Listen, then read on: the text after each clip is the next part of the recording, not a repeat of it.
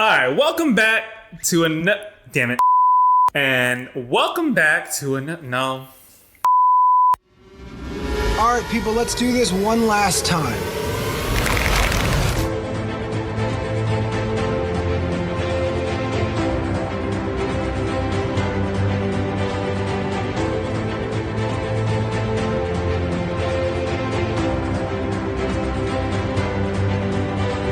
Welcome back to another episode of A Stark Contrast. Woo! We are back for episode 2. Episode 2. Dai and I are just very, what's the word? Enthralled Would be a word for it. On the receptiveness that episode 1 got. Yes. I'm just pulling out all my words. Thank you very much to everyone who listened to the first episode of The Invincible Iron Man. All of the feedback that we received personally was just so welcoming and so positive and so supportive that it's honestly just kind of blowing our minds. It's exceptional. I was getting texts from Dai almost for the next week after we launched the first episode, saying all the screenshots of everyone that is listening to the podcast. Yeah. And I was like, oh my God, it's getting good feedback. And I'm like, well, this is good. Yeah, it's great. This is very good. Yeah. I'm glad people liked it because Yeah. it's literally just us bantering around. Nerding out. Well, yeah, it's I hate kind of pushing stuff on people when it comes, especially when it's something like this. I don't want to be so what'd you think? Hey, did you listen? I'm never going to be that person. Yeah, same. And so hearing people kind of provide their opinions willingly, on the fly, just oh, by the way, listen to the pod, it's great. And I'm just oh my gosh, guys. I know. Yeah, same. Where people were like, oh my God, you have a podcast? And I was like, if you want to listen to it, oh my, I'll listen to it. I was just cool. That's so cool. Because I'm not one to I'll promote, but I'll do it in just a regular way. I'm not trying to exactly. I'm not trying to throw it down people's throats or anything. No, for sure. I mean, because 2020 was a bingo card of random stuff. You were either baking bread or you were making a podcast. Yep. And we were kind of late to that game, but I think all things considered, we're coming in pretty well. So hey. So thank you to anyone who has subscribed or is following and liked our first episode. We will only be continuing to do more. Whatever characters you guys want to hear, let us know. What shows and or movies you want to hear. We'll get down to that and that selection process eventually. Yes. But today's character subject, this is a personal favorite of mine. I know. This might be a 2-hour-long podcast. He keeps joking with me this is going to be a 3-parter and each part is going to be 7 hours long. But I promise you, I'm going to keep it down to as short as possible. Could be 2 hours per Peter Parker that we have live action. That's a lot of Peter Parkers. It is. It's a lot of Peter Parkers. But as you know, if you haven't figured out, the character we will be discussing today is none other than Peter Parker, Spider-Man himself. And we have all been lucky to have been blessed by 3 different versions of a live-action Peter Parker. So best believe we will be discussing all 3 and comparing them to the comics and just the 3 of them on their own and how each actor played Peter Parker themselves. Yeah. And how that, of course, compares to the comic book version and the many of them that exist. But, first and foremost, as always, just worth noting, again, we are not experts. We don't claim to be.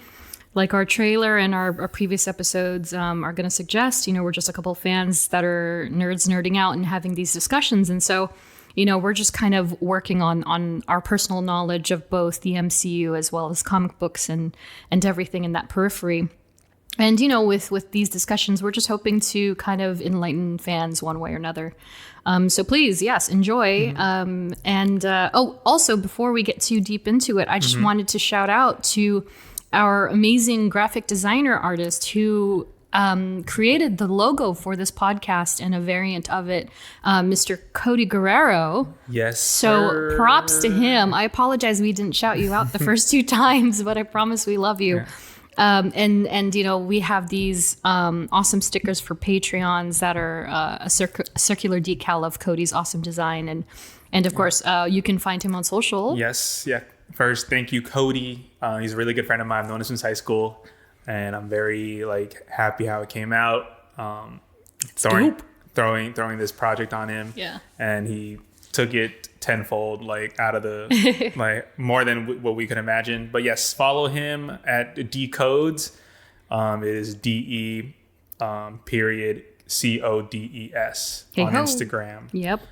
And so if you're paying attention, depending on the platform that you're listening to us on, you'll see that there are different variants for episodes. And so the primary logo is the black and the white with the red mic. And then we had a special color variation of that for the trailer. And even for episode 1, we had an Iron Man themed logo. And so for this one, if everything went well, you'll see a webbed red, white, and blue Spider-Man themed avatar. So that's pretty awesome. And Cody kind of threw that in there because he's a Marvel fan as well. So thank you, Cody. Shout outs to him. And before we even dive even deeper, we want to thank our patrons on Patreon. Dai, would you like to do the honors? Yeah. We thought with episode 1, having 3 was, tremendous, which it really is. But, we're happy to say that we're up to 8 Patreons now, which is incredible. Thank you so much. We're 2 episodes in.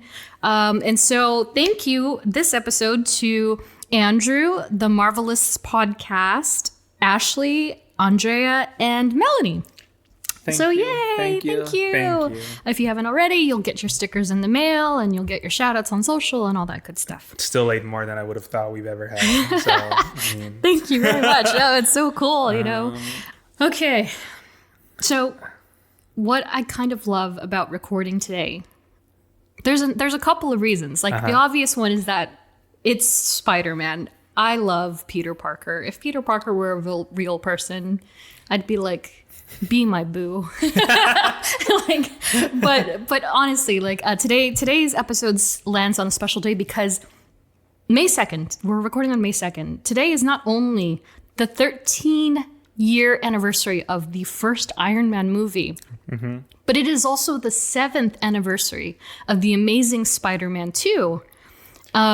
Which, Geoffrey, I don't think you've even watched yet. I haven't. Oh my God. Feel the judgment, my friend. I know. It's so bad. It's so bad. I was like, I need to find some time this week, but I just did not have time. It happens. Work was crazy this week. Yeah. But I saw the first one, and I know, compared to the second one, I know people love the first one more. Yeah.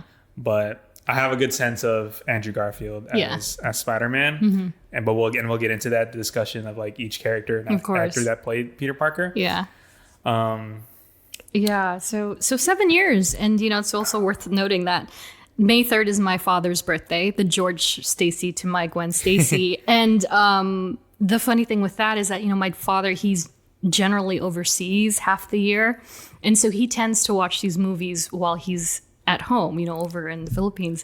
Nice. And so he would always text me. I'd be like, happy birthday, Dad. And, in the last 20 years, there's always a Spider-Man movie almost at the same time every release. It's always a May release. Whoa. Yeah, it's always that spring, summer release always date. Going into summer movie. Yeah, and so, I'd be like, okay, I can't wait to see Spider-Man this weekend. And then my dad's hitting me up from overseas like, I saw the new Spider-Man. It's very good. And I'd be like, Dad!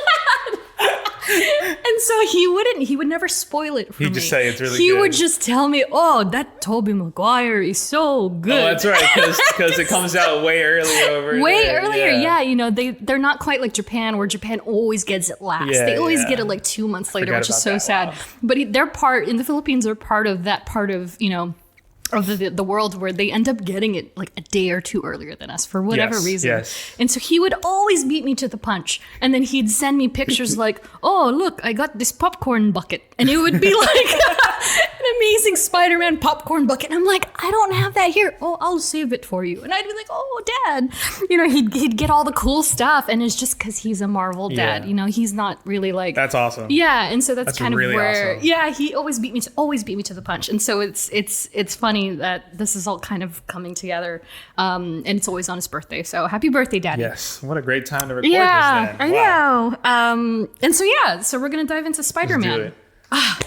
This is a big one. Okay, so for those of you who don't know, Spider-Man actually debuted in 1962 in The Amazing Fantasy number 15. So it was a book that was a side book.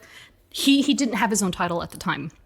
So he appeared in number 15 of this issue. And, you know, you'll see on social sometimes they celebrate Spider-Man Day, and it's always in August. And that's kind of what this is based off of. And, you know, of course, props to his creators, of course, Stan Lee, a name that you will hear repeatedly on this podcast. Oh, yeah. As well as Mr. Steve Ditko, who's one of my my favorites of all time. And the issue itself was colored by Stan Goldberg. And so, I mean, you've seen this cover. This cover's iconic. It's Spider-Man swinging. He's got, I don't know if I think it's a civilian under his arm. It could be a robber. I'm not sure.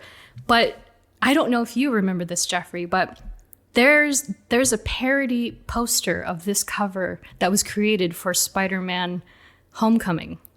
Oh. Do you know? And I used it on his face right now. Oh. Look into that memory bank, baby. Oh, man. Yeah, no. And I posted it on our Instagram stories. Yes, you did. It's incredible. Oh my God. Yeah. My photographic memory is failing me right now. And so that's one of those things, like if you've seen this poster, and I'll post it again, but it's a direct homage to this cover, which, you know, I don't know if you have a spare 25, 30, whatever, 50 grand that I could borrow. But yes. I would love to own this issue. But yeah, so it's a big one, you know? And so I'm going to read here kind of like the origin of how this character even came to being created. Yeah, I think I know a little bit of the story too, do? because I've seen a Stan Lee interview. Yeah. But let's see if it coincides with. So this comes courtesy of Screen Rant. And it says, everyone's favorite wisecracking neighborhood webhead was originally just a fly on the wall. After hitting it big with his creation of the Fantastic Four in 1961, Stan Lee spent the next year racking his brain for the next big thing. And then a fly flew in. After seeing the winged insect crawl up a wall at Marvel's offices, the comics legend immediately thought what the company needed at that very moment was a guy who could stick to vertical surfaces. So he came up with the next amazing superhero. And so, first off, is that what you recall? I think it's more after, because I remember was it like, oh my God, like he made the first like issue or whatever it was. And then he was just like, but I remember Marvel was like, no, why would we have an insect, let alone a 16-year-old kid play a superhero? And then he was just like, no, like you need to, like, it's like, because then when you're a kid superhero, you have kid problems. And so like that's why he wanted that dynamic of Peter Parker, was because he's a superhero, but he's also still in high school. Yeah. And I remember, I think he said like the studio was just like, no. Yeah. Why would we publish do this? That? Yeah. And he still went with it. And so that all said, I have an immediate pop quiz for you. Oh no. And so which of the following was not an original name for Spider-Man? Okay. Stick-to-wall man. Okay. Insect man. Okay. Fly man. Okay. Or mosquito man. Which one was not? Which one was not an original name for Spider-Man? My gut is telling me to go with the one that's more than one word. Stick to the wall, stick man. To the wall, like, man. There's no way someone's like, stick to the wall, man. Yeah. Like, this is... But I mean, it sounds pretty good when you're saying it right now. Yes. Because like... And this is also the 60s, right? This is also the 60s. Yes. You have to remember like the jargon's different. The copyright at that time was very... we're not going to get into his villains today, but he has villains that are called like Paste Pot Pete and Stickman. So, you know, like no. I overstepped my Stiltman, boundaries. sorry. I overstepped my boundaries. Yeah. No, what is it? Mosquito Man. So Fly Man. Stick to Wall Man, Insect Man, Fly Man, or Mosquito Man. Well, obviously he got inspiration from a fly. Mm-hmm. And mosquito. But also mosquito is also like threatening in a way. I'm also imagining what these could have looked like. I know. And it kind of scares me. And then Insect Man. I'm gonna say Mosquito Man. All right, you ready for the answer? Yeah. Jeffrey, I'm so sorry. I kind of manipulated you here, but It was stick to the wall. No. Okay. As long as it was stick to the wall. They were all options for his name. So he was almost. It was a trick question, guys. Yeah, it was a trick question. I got you. I'm so sorry. So each one of those names was an actual name that they almost named Spider-Man. Well, let's just say thank God. Yeah. Thank God they didn't. Yeah, it's whew. I mean, hey, I'm glad that they kind of switched insect species and decided to go with the spider. Yeah. Because I mean, have you seen The Fly? That's right there. Yeah. And so on the tails of that, I have my lovely brigade of trading cards again, like the first episode where we kind of dove into a little bit about Tony Stank. So good. I do not have a Marvel blaster for Peter Parker, so I don't have what he likes and what he dislikes. Like a little bio. Yeah, about I don't him. have the bio, unfortunately. It's got all the power strengths and stuff, which is like fine, but it's not as fun. So I'm gonna read the back of the 1992 Marvel Masterpieces. It's a set that was entirely painted by an artist named Joe Jusko, who is pretty legendary for the 90s. And so, so here we go. When Peter Parker was bitten by a spider irradiated during a laboratory demonstration, his life was forever changed, for the spider's abilities somehow were transferred into him. He gained superhuman strength, unparalleled agility, and a mysterious danger warning spider sense. Realizing that he must use his newfound powers responsibly, Peter adopted the costume identity of Spider-Man. Ever since, Spidey has waged a one-man war against crime in his never-ending effort to protect society from the ravages of evil. Wow. So that about covers Spider-Man, right? Yeah. That's the Spider-Man that we all kind of know and love. And so that's the card. And so you tell me, like, what again, if we're going to go through these questions that, we'll probably cut that, but when was your first exposure to Spider-Man?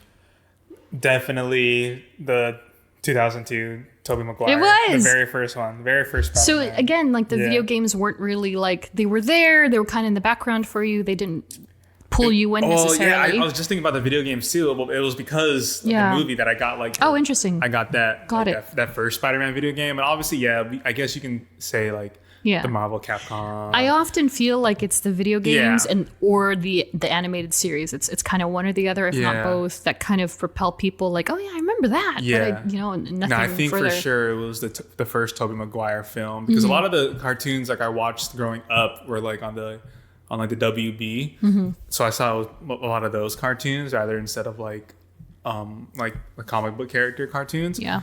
And so the 2002 Tobey Maguire Spider-Man, and I think that's probably why he's my favorite. Okay.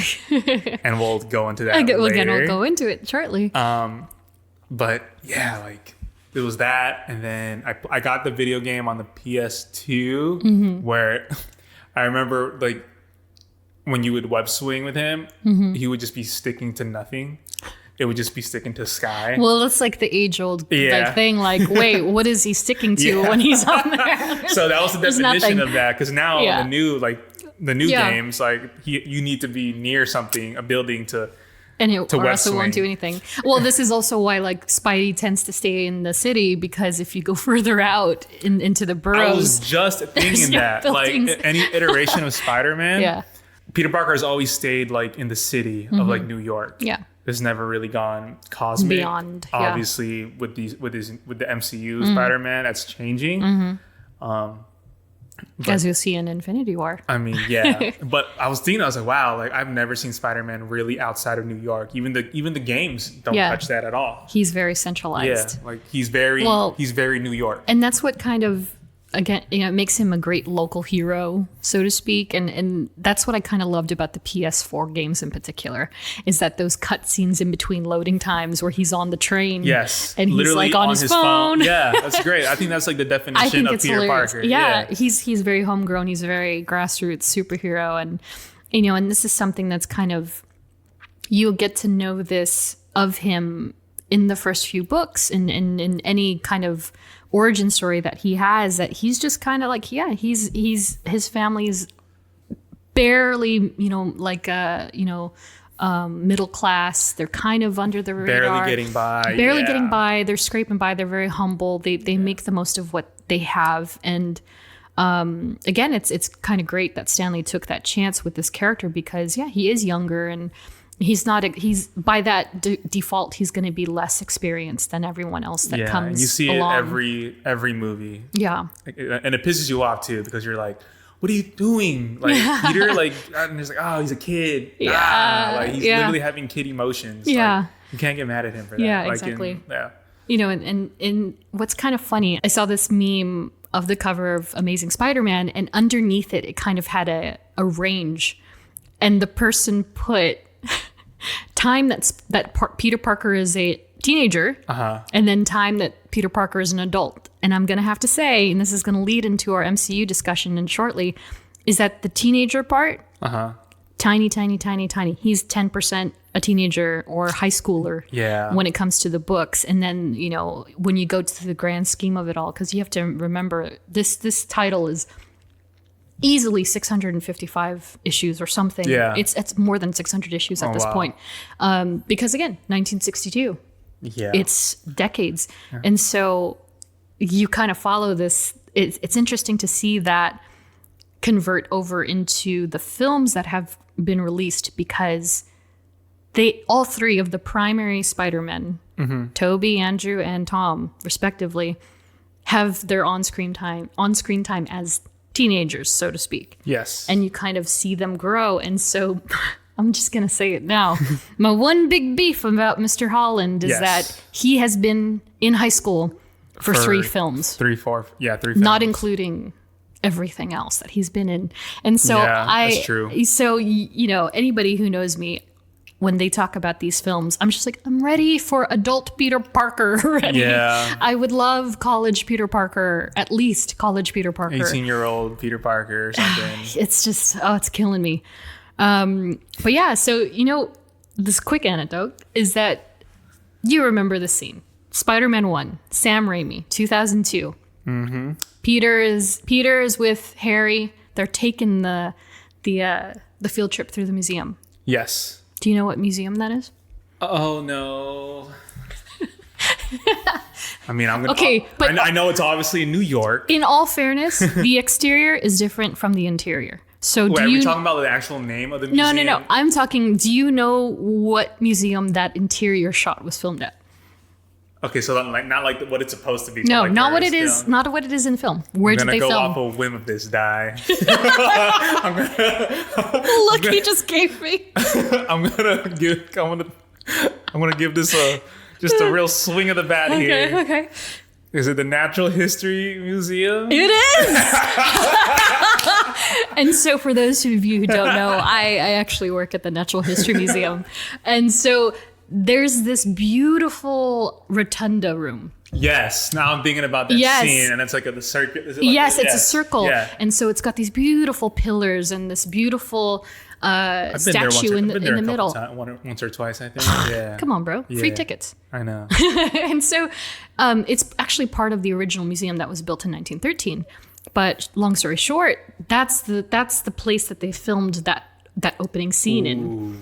And so they covered up the statues with like a giant scientific laboratory thing, know? And so they Hollywooded it up. Of course. And so it's all, props and such. But it's just kind of funny to think about. I walk through there like often and I'm like, wow. I'm like, take my picture, Peter. Like that montage of Kirsten Dunst as Mary so Jane. Funny. Take my picture. That's funny. Yeah. And so, the funny thing is that with every, basic origin story of this character, and even in the comic books, he's in the laboratory. Yeah. You see the spider crawling down. Uh-oh, what's happening? Uh-oh, yeah. And then he gets bit. Now, here's a question for you. Yes. Did you know that he wasn't the only person bit that day? That day. In that movie? In general, the character. Oh, the character in general? Yeah. So I hate to kind of... I don't think I knew that. Yeah, and so they introduced this on the heels of the Spider-Verse arc in the comic books. And so they introduced a new character named Cindy Moon, a.k.a. Silk, who also has spider powers. Okay. And her origin story is that she too was bitten by the same radioactive spider that bit Peter Parker on that fated day. On that field trip day? Yes. Interesting. And so her journey is very different from Peter's. It's not nearly as celebrated and, like superhero. It's very different. Oh, yeah. no. I mean, we can get into her later because she is in the MCU, technically. She is, and she's actually in Homecoming and Far From Home. She's just one of the girls in the background, kind of. Okay. She's on the bus, but she's a role by name. Oh, okay. And so she's present. Yep. And so we can get into her because we don't know if she's gonna end up getting something. Or just like an Easter egg. Yeah, she could be something more. But so Peter was not the only person affected that day by a spider. Yeah. So I thought I'd throw that in there for you. Gosh, it's tough to not just dive into the MCU and Sony, right? I think what we can do before that, we'll just backtrack a little bit because I have to talk about the animated series. I just have to do it. That's part of my DNA at this point. Oh, yeah. And so for those of you who weren't super aware, there was this 1994 series, an animated series on Fox Kids that was it came in a little bit after X-Men. And, they even had a few crossover episodes at one point, which, were awesome. And Peter was voiced by a man named Christopher Daniel Barnes on that show. And I absolutely loved it. I loved it from soup to nuts. I thought it was just the coolest thing. And, as a kid, I was very X-Men centric. I feel like personally, I didn't get into Spider-Man until I was in my 20s. Yeah. I don't know why. Maybe just because the reading was just a little different. Maybe I felt a little more parallel to him because of his struggles and such. But yeah, that show, I don't know. Do you have any memories of those at all? I don't. I don't actually. It had this crazy rock 90s theme where it's Spider-Man, radioactive Spider-Man, and over and over again for literally a minute and a half. And it's just that over and over again. Definitely do not remember that. Wow. It's pretty iconic. I mean, people that are really in tune with the cartoons lately and in recent 10, 15 years, they're all about the spectacular Spider-Man, and there are different voice actors. Like Drake Bell did one of the Peter Parkers. And I remember that. I think I've heard about that. Yeah, and then there was this. Here's another one for you that comes out of the woodwork where I don't know if anyone's going to remember this, but there was this MTV show. They had a Spider-Man show on MTV, and it was kind of like a 3D. I think it was called Quality of Life. Oh, I don't even know. It was bizarre. It was absolutely bizarre. There was a female scorpion on there. Interesting. I think it was, I don't remember if it was MJ or Gwen, but it was there's so many different nuances of this character in pop culture. Couldn't name it all in an hour. Interesting. Very interesting. Yeah. So I was immersed in all of that. That was what I was growing up with, and trying to keep up with, which was really difficult. What about Spider-Man? Do you know Spider-Man? The Japanese. Oh my god, no. The Sentai show. That sounds very interesting though. It was exactly what you could imagine. I mean, first of all, shout out to the guy on eBay that I tried to buy the series from, and he totally gypped me and didn't send me anything. Wow. But yeah, I was a kid. I was trying to get the series. No, and he just never sent it to me, so I'm kind of bummed. But there was a Japanese Sentai show, very much like old school Power Rangers. Yeah. There was Spider-Man. And he's that meme that you'll see in GIFs and sometimes where he's crawling out of the ceiling, and it's just so silly. Oh, you've seen it. Probably. I know you've seen it. Yeah, so that's another iconic one. And that's kind of one that people are hoping to see in Into the Spider-Verse. You know what I mean? Because there are So many hundreds iterations. of Spider-Men, Yeah. and Spider-Women that like you would just hope that they all get a cameo somehow. And he's definitely on the top of the list.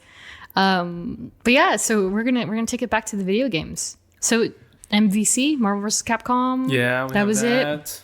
Did you ever play Shattered Dimensions? No, I don't think so. No. That one was pretty dope. It was the Spider-Verse before Spider-Verse, essentially. Oh, okay. And you got to play as Peter Parker. You got to play as Earth 616 Spider-Man, which is typical. I believe 2099. Okay. Spider-Man Noir. Ooh. And who was the fourth one?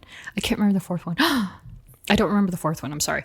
But it was great. Fantastic. Sounds fun. Loved that game. Of course, with the Spider-Man movies, they released some with Tobey. Yeah, I was that had like Sandman and everything. Basically had the storyline a little bit. Yeah. So yeah, I enjoyed playing those. Yeah, those were fun. And then I think those were like the only ones I played were the Tobey ones.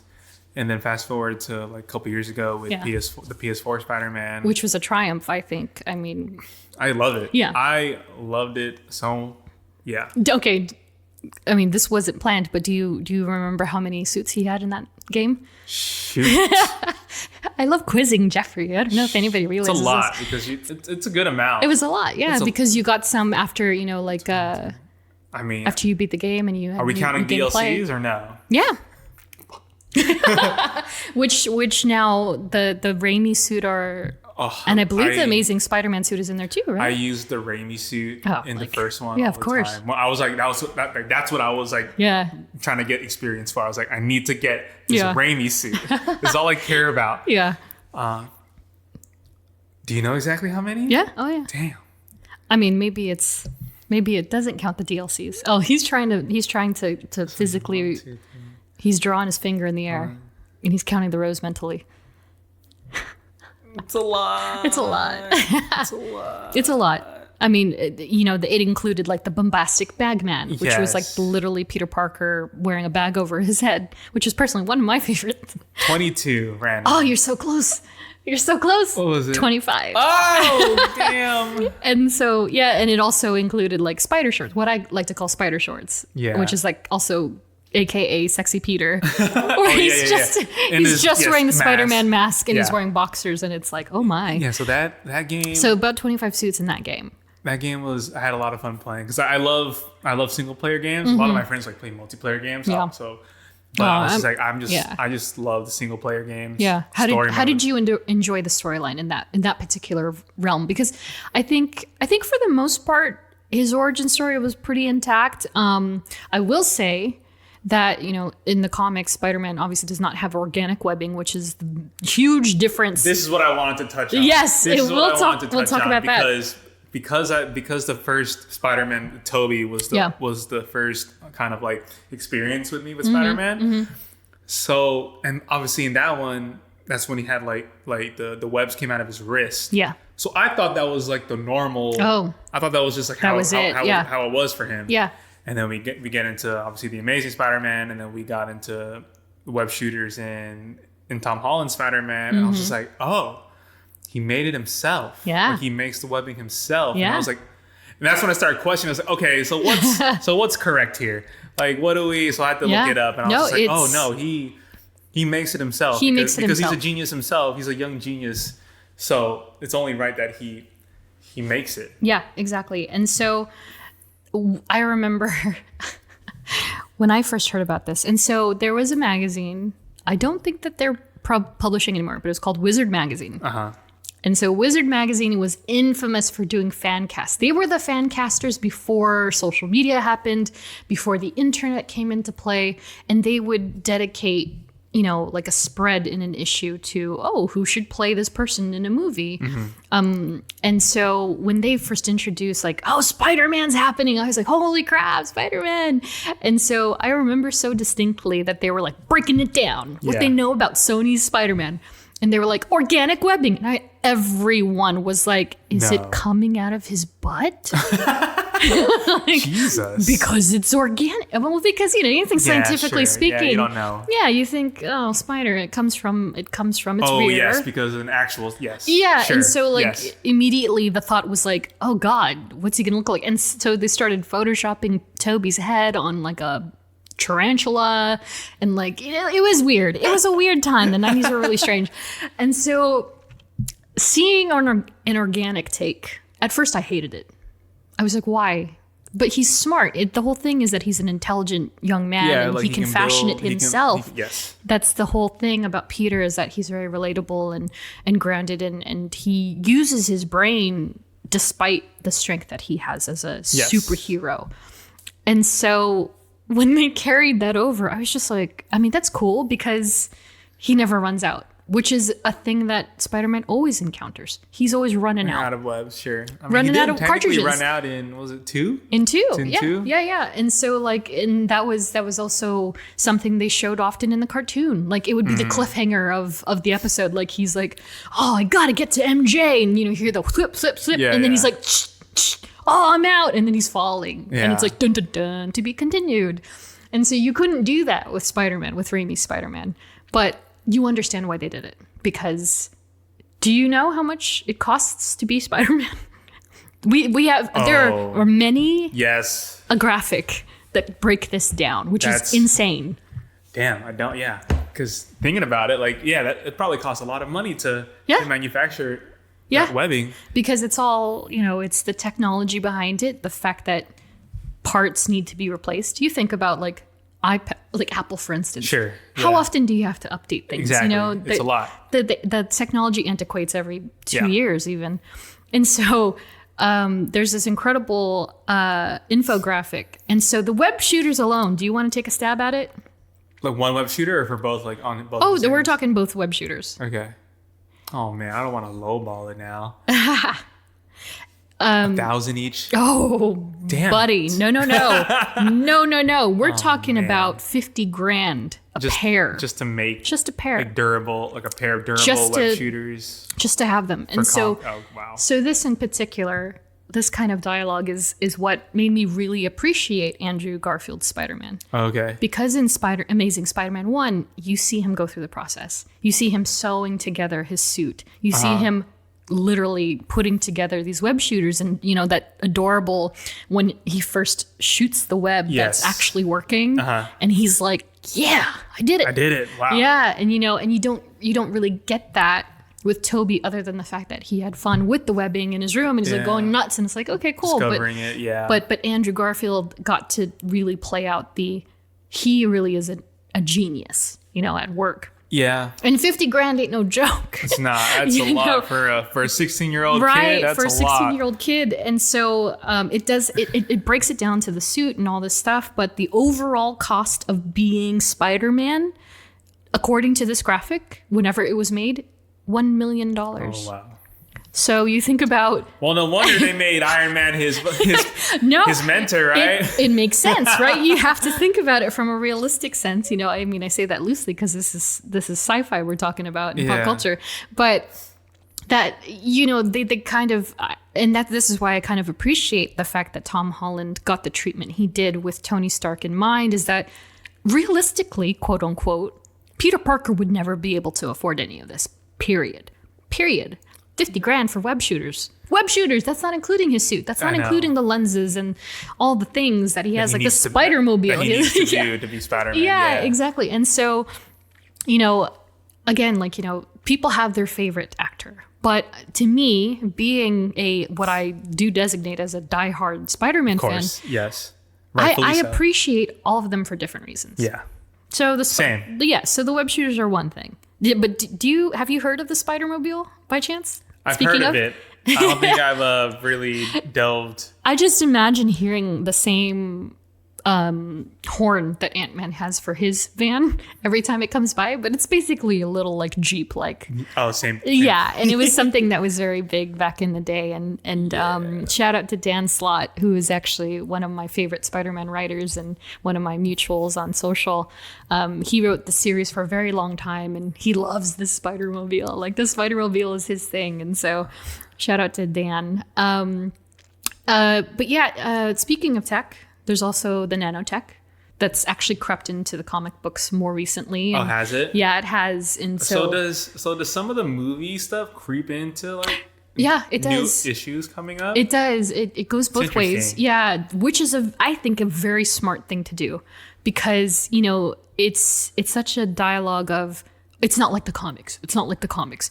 But then now the comics are taking... Now the comics are being influenced by the movies in senses where they're putting characters that naturally wouldn't be so involved in some instances, and then they're taking things like the technology and pulling it into the comics. And so... Got it. One in particular, speaking of nanotech, one of Spider-Man's most recent suits, he, in the comics, he's much older. He's like 28, 29, maybe 30. Yeah.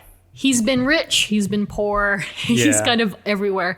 But he has this incredible technology that, it's very, very Tony Stark-esque. Yeah. Where he can just tap and it formulates on his body over his clothing. Uh-huh. And so he can just spring into action. And, he's been out, he's been, closed up. And some people know he's Spider-Man, some people don't. It depends on which arc you're following. But he's made it so easy for himself that he doesn't have to worry about stuffing his clothes in a trash can and putting his backpack somewhere, Where do you leave it? Yeah, he can just quite literally dive into a room, go doop, and then he's Spider-Man. He's done. That's amazing. And they've kind of equipped him in a way that's very similar to Karen and Tom Holland's Spider-Man suit, where it's got the technology inside and all that stuff. But it's not too heavily. But he does have a new suit. There's a new in the comics, which is very silver, almost teal, very robotic looking. I've not read it yet. I'm kind of reluctant. It's kind of like it's not my red and blues. But Nick Spencer is an incredible writer, and he's made some waves. We'll probably talk about him more with Captain America later on, because he did some stuff with with Cap. But it's a very interesting take. I'm going to show you right now just because I want to see your reaction, actually, to the new suit. Okay. Spider-Man, new suit. In the comics. In the comics. And the thing is that people don't know how long this is going to be. They don't know if it's a temporary... how long it's going to last? Or if it's a... Oh, wow. It's very different. Oh. Talk about a stark contrast. It's incredibly different. That is very... Wow. Yeah. It's like... I don't even know how to react to that, because it's just like, that's not how you know Spider-Man. Yeah, very high tech, very, very, I don't know what to call it. But yeah, so that's been the talk of the town. I remember walking into a game shop, midsummer one day just to kind of get out of the house and look around. And I forgot what I had said. I think I was wearing a Spider-Man face covering. Yeah. And the guy behind the counter was like, "You seen the new suit?" And I was like, "Yeah." And he's like, "What'd you think?" I was like, "I'm not into it." And he's like, "Nah, I don't think anybody is." But there's purpose to it. There's obviously purpose to it. It's that age old, like everyone's judging it by the looks only. By the looks of it, but once you see it in context, maybe? Yeah, when you see it in context, then it's a different story. So, I mean, is there anything in particular in the films that kind of like, as far as the tech or Peter himself, that you wondered what was true to form? What was... Tech-wise? Or just anything? Anything. Yeah. Oh, my God.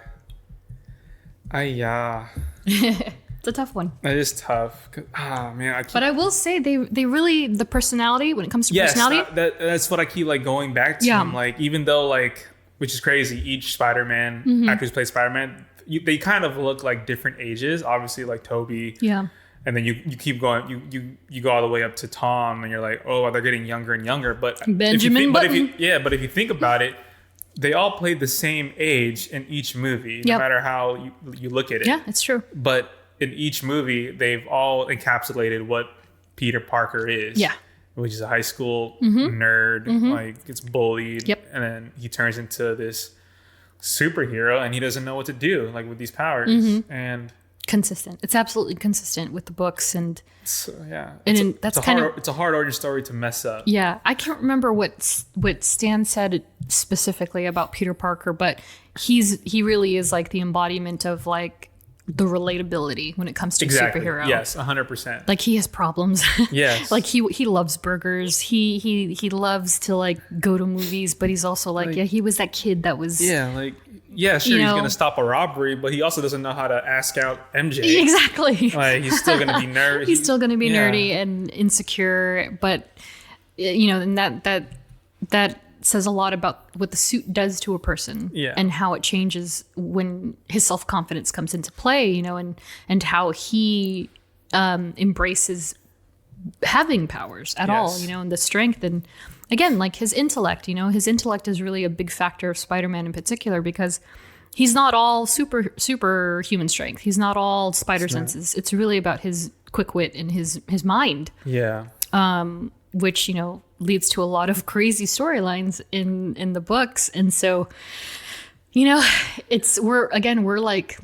officially 8 movies deep with just Spider-Man in general in modern age. And it's just like, there's so many storylines that they could try to pull off. Yeah. God. Yeah. Can we talk about the growth of each Spider-Man in each of their respective movies? Sure. Let's start. So like seeing Tobey go from Spider-Man 1 and Spider-Man 3, how he grew as a Spider-Man character. And, And I thought the pacing with Tobey was really great.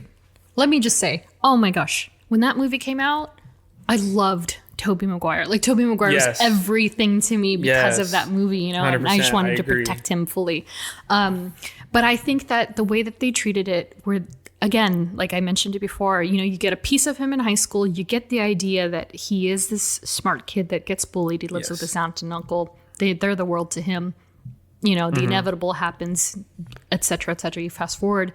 And then, then he's off into his own world. He works at the Daily Bugle. He's doing the things. He's got the girlfriend he can't quite keep. Delivering pizza. Pizza time. Oh my God, so good. Oh, Spider-Man 2 is like I think Spider-Man 2 might be my favorite one. It is. It's my favorite. Overall? In that trilogy? My favorite as well. Yeah. Oh, just the trilogy. Overall or trilogy? Mine is overall. Spider-Man 2 is number 1 for me. Oh, that's really, now I have to really think about it. But it's definitely up there for me because like when you watch it back, you're like, this was good. Yeah. And what I do appreciate about Raimi in particular is that he was able to kind of pay homage to many characters without forcing them down your throat. So you get to see Robbie and you get to see J. Jonah Jameson, who is iconic, and I'm glad they're pulling him over. Oh my God, I never saw that coming. I screamed so loud in the theater. Multiverse. Betty Brant, of course, who was played by Elizabeth Banks in the first film. Yes. And then, later on you get a taste of Eddie Brock and you get Gwen Stacy and is all these characters put together, on top of the villains that were featured. And, even though Spider-Man 3 wasn't exactly the perfect film, it still pulled some stuff off. Like I loved the Sandman storyline. I did. I loved that part of the movie. And it was interesting to see kind of this Peter Parker that had grown from being a sweet mama's boy, auntie's boy, if you want to say. And then he comes into this dark, symbiotic sort of, I'm going to gyrate in the middle of the street. Everyone knows the scene. Like that walking sidewalk. Walking down the sidewalk scene. Oh, bizarre. I'm pretty sure I watched it in theaters. I have never cringed so hard. It's probably top 5 cringe-worthy scenes. Because I was just like, what is he doing? Wow. Hey. Yeah. But I'm like, hey. That whole montage is just so silly. When the symbiote gets in you, though, like, I mean, what can you do? Yeah. And the symbiote is another thing. I mean, maybe we'll touch on that if we do a Venom episode. But yeah, it was great to see that they did tackle, all things considered, they tackled a lot in Peter Parker's core story. Yes. They got the Norman Osborn. They got the Harry Osborn. They got Doc Ock. They got Sandman. iconic villains. Green Goblin 2, who was Harry, and then they got Venom. Like you think about it, you're like, holy smokes, he really covered Sam a lot. really hit all the staples of a Spider-Man film. Yeah. Did I ever tell you that I was in Spider-Man 1? As an extra? Yeah. I don't think you have. No. I was an extra in Spider-Man 1. Which part? So there's this, and this is actually going to cut in. Can you see yourself? I can see myself, but I'm like a wicked blur. Yeah. But I know But you know you're in there. And so, I'm so sorry, Mom and Dad. They don't know the story. So I think I don't know how old I was. I think I was in college at the time. Okay. And there used to be this website that was called like what'sinhollywood.com or something. It was very 2.0. Yes, like it was very new age internets. Yeah. And you could see, movie premieres and shooting locations and all this stuff. Casting calls. Things, yeah. And for some reason, I don't know how I figured this out. I found out that they were filming Spider-Man in Downey. So I was like, heck, I'm going to try. Wow. So I put my name in, and then I immediately got it back. And I still have the packet that they sent me that I printed out. It was like 25 pages long. Oh, my God. And it was like, it had like a picture of Spider-Man on, like a comic book picture of Spider-Man. And it's like, congratulations, you're going to be in Spider-Man. And I was like, oh, yay. It resonates so much crazier now. Whoa, this is crazy. I'm like, no freaking way that I was in Spider-Man. And I tend to forget that I was, but... So they were filming for 3 days in the middle of Downey. Okay. And so I had to like call out of work or like not go to class or something. Sure. And I was like, I'm going to school. And then in reality, I was going to go to a lot for 12 hours a day with a paper. And all they offered us was paper lunch bags, with like a drink, a juice box, a bag of chips and a sandwich. Hollywood struggle. Yeah, that was it. That was it. That's all you got it for being an extra. So let me keep in mind, this was the middle of summer. Oh no! And we were supposed to be filming fall in New York, so we were all wearing warm clothes, warm clothing. Oh no! Oh God! So I went for 3 days. It's the big scene where Peter is in. It's the World Festival scene where Peter and MJ's in the Chinese dress. And Green Goblin comes to attack the festival. Yeah, so I was in that set. So when all those people are scattering, when he saves the kid from the falling building rubble, I'm right behind him in that scene. And so I found myself in a perfect blur because I was wearing this. I used to have this brown like pleather trench coat that I got for $2 at Ross. It was my Gambit jacket. Oh, nice. It was my Gambit jacket, and I had it on for this shoot, and so I had to wear it 3 times in a row. And I found myself, and it's funny because I was wearing a light colored vest or something underneath, like a sweater vest. And whoever was directing, I don't know that it was Sam Raimi. I can't remember. Yeah. But whoever was directing that day was like, pulled me in and was like, I want you to stand there, but can you button up your jacket because it's bouncing off the light? And I said, sure. So I buttoned up my jacket because I was like, I am not moving from this spot. Yeah. And so I'm in this scene. And so I'll show you after this and I'll probably post it. But that perfect little blur. I was in yeah, you guys, I am very psyched right now. I completely forget. And so my weird item, I'm going to jump into my weird item ahead of the game. So my weird Spider-Man item, I don't have all of them, okay? So I have a bunch of weird Spider-Man stuff. I know you do. Okay, and so very ambitious me, who was on set. What did you steal? He knows me too well. So we were advised to return all of the props. Of course. Why would Dai do any of that? I was wearing a Gambit jacket. You really expect me to return things wearing a thief jacket? And so somewhere else in my storage, I have pennant flags. Because we're waving these little flags. Yes. I smuggled a couple flags under my sleeve. A button which says like World Unity Festival. Yeah. And in this tiny tin, I always forget it's in here because when I go through my stuff periodically to like clean out stuff that I don't want or I'm just going to sell, I shook it. And I was like, what is this? And it's a Spider-Man tin, a mint tin that I've had for forever. And I was shaking it. And I was like, there's nothing in here. And then of course, you open it and I was like, oh, and lo and behold, they're 2 World Unity balloons that I smuggled. Oh my. It's literally 2. And they're from 2001 from the shoot. Crazy. That's honest. Oh my god. So that's my weird Spider-Man item. Look at these guys. These World Unity Festival. Yeah. So they branded the entire thing. Hollywood prop. It's a Hollywood prop. Sorry, Guys I'm had so this sorry, for Sonny. 20 years. Don't sue me. 20 years. 20 years. Holy. Yeah, and so they're kind of shriveled up. You can't use them anymore, of course. But the pennant flags and the buttons are like pristine, good condition. And the last day of filming, I even managed to bring in a pen, and I had one of Tobey's stunt doubles sign the pennant, so I have it somewhere. Oh, so it was one of those days. Yeah, it was like a second unit. He was only there the first day, and then the rest it was like a second unit type of thing. Yeah, it was second unit. So yeah, that's my weird. That's honestly pretty freaking cool. What the hell? I was not expecting that. So there you go, buddy. There you go. Holy shit. I unfortunately have nothing to report for Amazing Spider-Man. But yeah, you know, how do you feel about that film since you haven't seen the second? I had to always like rewatch like the movie. The lizard, too. It's about the lizard. Yes, I remember that. When it comes to Andrew Garfield as Spider-Man, I think he hits it on the nose. I don't think any one actor has not hit it on the nose, and they all play Peter Parker in a different way. Be a lizard, Mr. Lizard Man.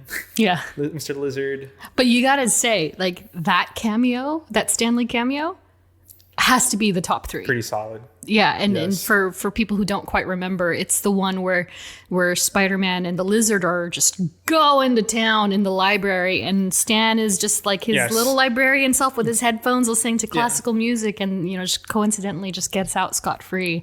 Yeah. But that's one of my favorites. I also think another thing that I like is like when villains, like we're gonna go back to like the Sandman story in Spider-Man 3 for Tobey. I love villains with a backstory that makes you kind of almost root for them. Yeah. Oh, Sandman was like exceptional. Exactly. That's why I think Sandman worked way better than Venom, than Eddie's story. Eddie Brock was forced into that film. Yeah, because Eddie was just like, he just hated Peter Parker. Yeah. He was like revenge, blah, blah, blah, blah. Like, you don't really resonate. Like, oh, you just suck. You're just like, this guy sucks. And then he gets like the power. You're trying to get pictures of Spider-Man, and the guy you're competing with literally is Spider-Man. And just, but the Sandman's backstory, I was like, makes sense. Thomas Hayden Christensen? No, that's Hayden Christensen is in Star Wars. But it is Thomas something. Yeah, I gotta look this up. But yeah, I did like that because I felt for him, because like he's doing that for a reason, and he didn't ask for that power of being Sandman, but now he's using it because so tragic. Too. Yeah, like he needs to give. I was close. Thomas Hayden Church. No, he's fantastic. Yeah, because he wants to give his daughter. He wanted to give his daughter like a better life, but all he knew was how to be a criminal. Yeah, and that sucks. But Mr. Lizard Man. Yeah. Kurt Connors. Yes. I forget. Damn, I really forgot about that series, man. Like he had the regeneration was his thing, and the DNA and the reptilian sort of combination. Yeah. Clearly, he didn't watch Jurassic Park, but so Kurt Connors was all about trying to create and be better, and again the Amazing Spider-Man series just really tapped into the science end of things. It did, yeah. I do remember that ending fight scene. Not as much, but on top of the tower. Yeah. Yeah. And then it was... Captain Stacy just bit the dust. Yes. Yes. Yeah. Tragic. So yeah, but I haven't seen the and Amazing he Spider-Man hasn't seen Amazing. I know. So sorry, we can't guys. even fully analyze this, man. You can totally. I mean, on its anniversary, how dare you? I know. I was just thinking I should just watch it right now. But also, you're gonna feel my Gwen Stacy wrath because as a Gwen Stacy fan, I've seen clips from it on YouTube. So I've seen like her death scene and stuff. So I don't care if you can spoil it for me, whatever. But like I've seen that death scene, and I was just like, oh my god, that was killed one of the most gruesome. Even though it wasn't bloody at all. Like it's not no Tarantino kind of death, but I'm like. It's for a PG-13 movie for kids, technically. Literally broke her back. I was like, oh, this was a very tragic death scene. I remember when that dropped. Oh God, no pun intended. But I remember when that film was released, and the critics were just like, how could you kill off the leading lady? How could you kill off Emma Stone? And it was like, this is what happens when you do a full-on adaptation that's almost very, very similar to the comic books. And, you know, and that particular arc was inspired by the legendary The Night Gwen Stacy Died in Amazing Spider-Man. And so that was a two issue arc. I have both of them. They're both signed by Stan and also, you know. It's a real storyline. It really happened. It didn't happen like that. And it was under different circumstances, but it was very similar, you know, very tragic that, you know, Spider-Man tried to save her. And he couldn't. And, you know, and it's a basic scientific sort of formula that he didn't take into account, that shooting the web, it attaching to her, the whiplash and the effect of inertia and all that, you know, would have pulled her in the incorrect way. So in the comic books, what a way to die. Oh my god. When it's like making me like right, when she falls off the bridge in the comics and he does the thing, in the original printings, there is literally a little, like, you know, text next to her neck, and it's a snap. Oh god. And they had to take it out in future printings because it was considered too graphic to have in a comic book. God. And so there's this huge thing about that character, you know, about Gwen Stacy, and we're going to get into Gwen Stacy eventually. But yeah, and so when they brought that to life on screen, like, I just had heart palpitations. I was like, oh, they went there.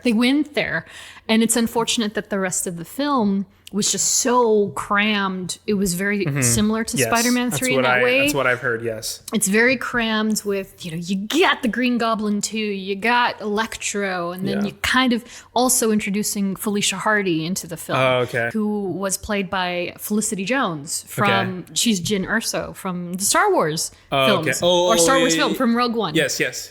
Who I loved, by the way. She's actually one of my favorite Star Wars characters. But so she had, you know, much like Raimi's trilogy, they tried to kind of put these little cameos of characters that existed. And so Felicia is in there and she's brunette and you're just kind of like, what? But then in my head, I was doing headcanon. I was like, she's wearing a wig. She has white hair under that. She's the Black Cat.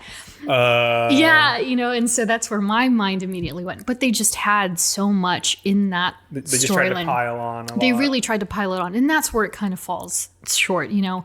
But that look, that Amazing Spider-Man 2 look, that suit, that's my suit. You know, like, all due respect to the Raimi suits. No, 100%. And the Amazing Spider-Man 1 suit, but Spider-Man 2, Amazing Spider-Man 2 suit is like comic, right off the comic pages, you know? And funny enough, you know, for this episode kind of teaser image, the split screen is, you know, of course, the Spider-Man 2 poster with Tobey's, you know, the Twin Towers reflecting in his lenses. Yep. But the other side is a cover for a recent issue of Spider-Man, Amazing Spider-Man, drawn by an artist that I love. His name is Olivier Coipel. He's one of my favorite modern artists when it comes to the comics. And Olivier, in particular, he did the Spider-Verse arcs. And so he did all the primary artwork for that in the Amazing Spider-Man books. And he kind of pulled the Andrew Garfield look into what he looked like in the book. So he kind of had floppy hair. It was the short on the sides. You don't know because you haven't seen the film, but when he graduates into the maturity, you know how they do the maturity thing. We talked about this in Iron Man episode. But when, you know, he goes from this kind of scruffy hairdo to, in Spider-Man 2, he's cleaner cut. He's doing it for the lady. He looks a little sharper. And so that look in particular was adapted into Peter Parker of the 2005 era. And so I kind of love that. And again, it's like, it's part of that whole which inspired what.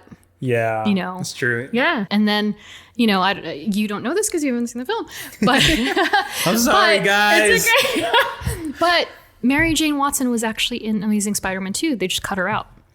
And she was portrayed by Shailene Woodley. Interesting. Yeah, and so she's in.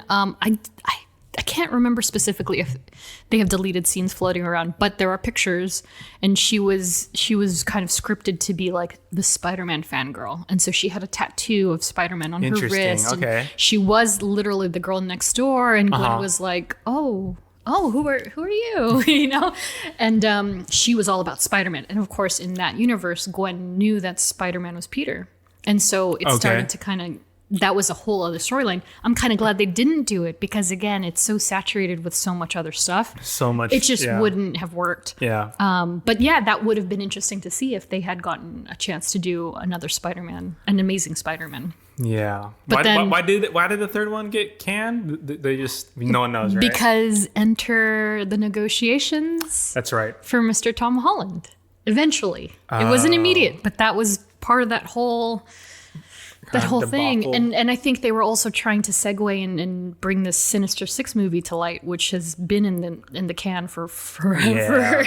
Yeah, just waiting to be picked up. But but yeah, so that's that segue. We can segue to Tom Holland from there. That's a segue to the Tom Holland version. Tom Holland.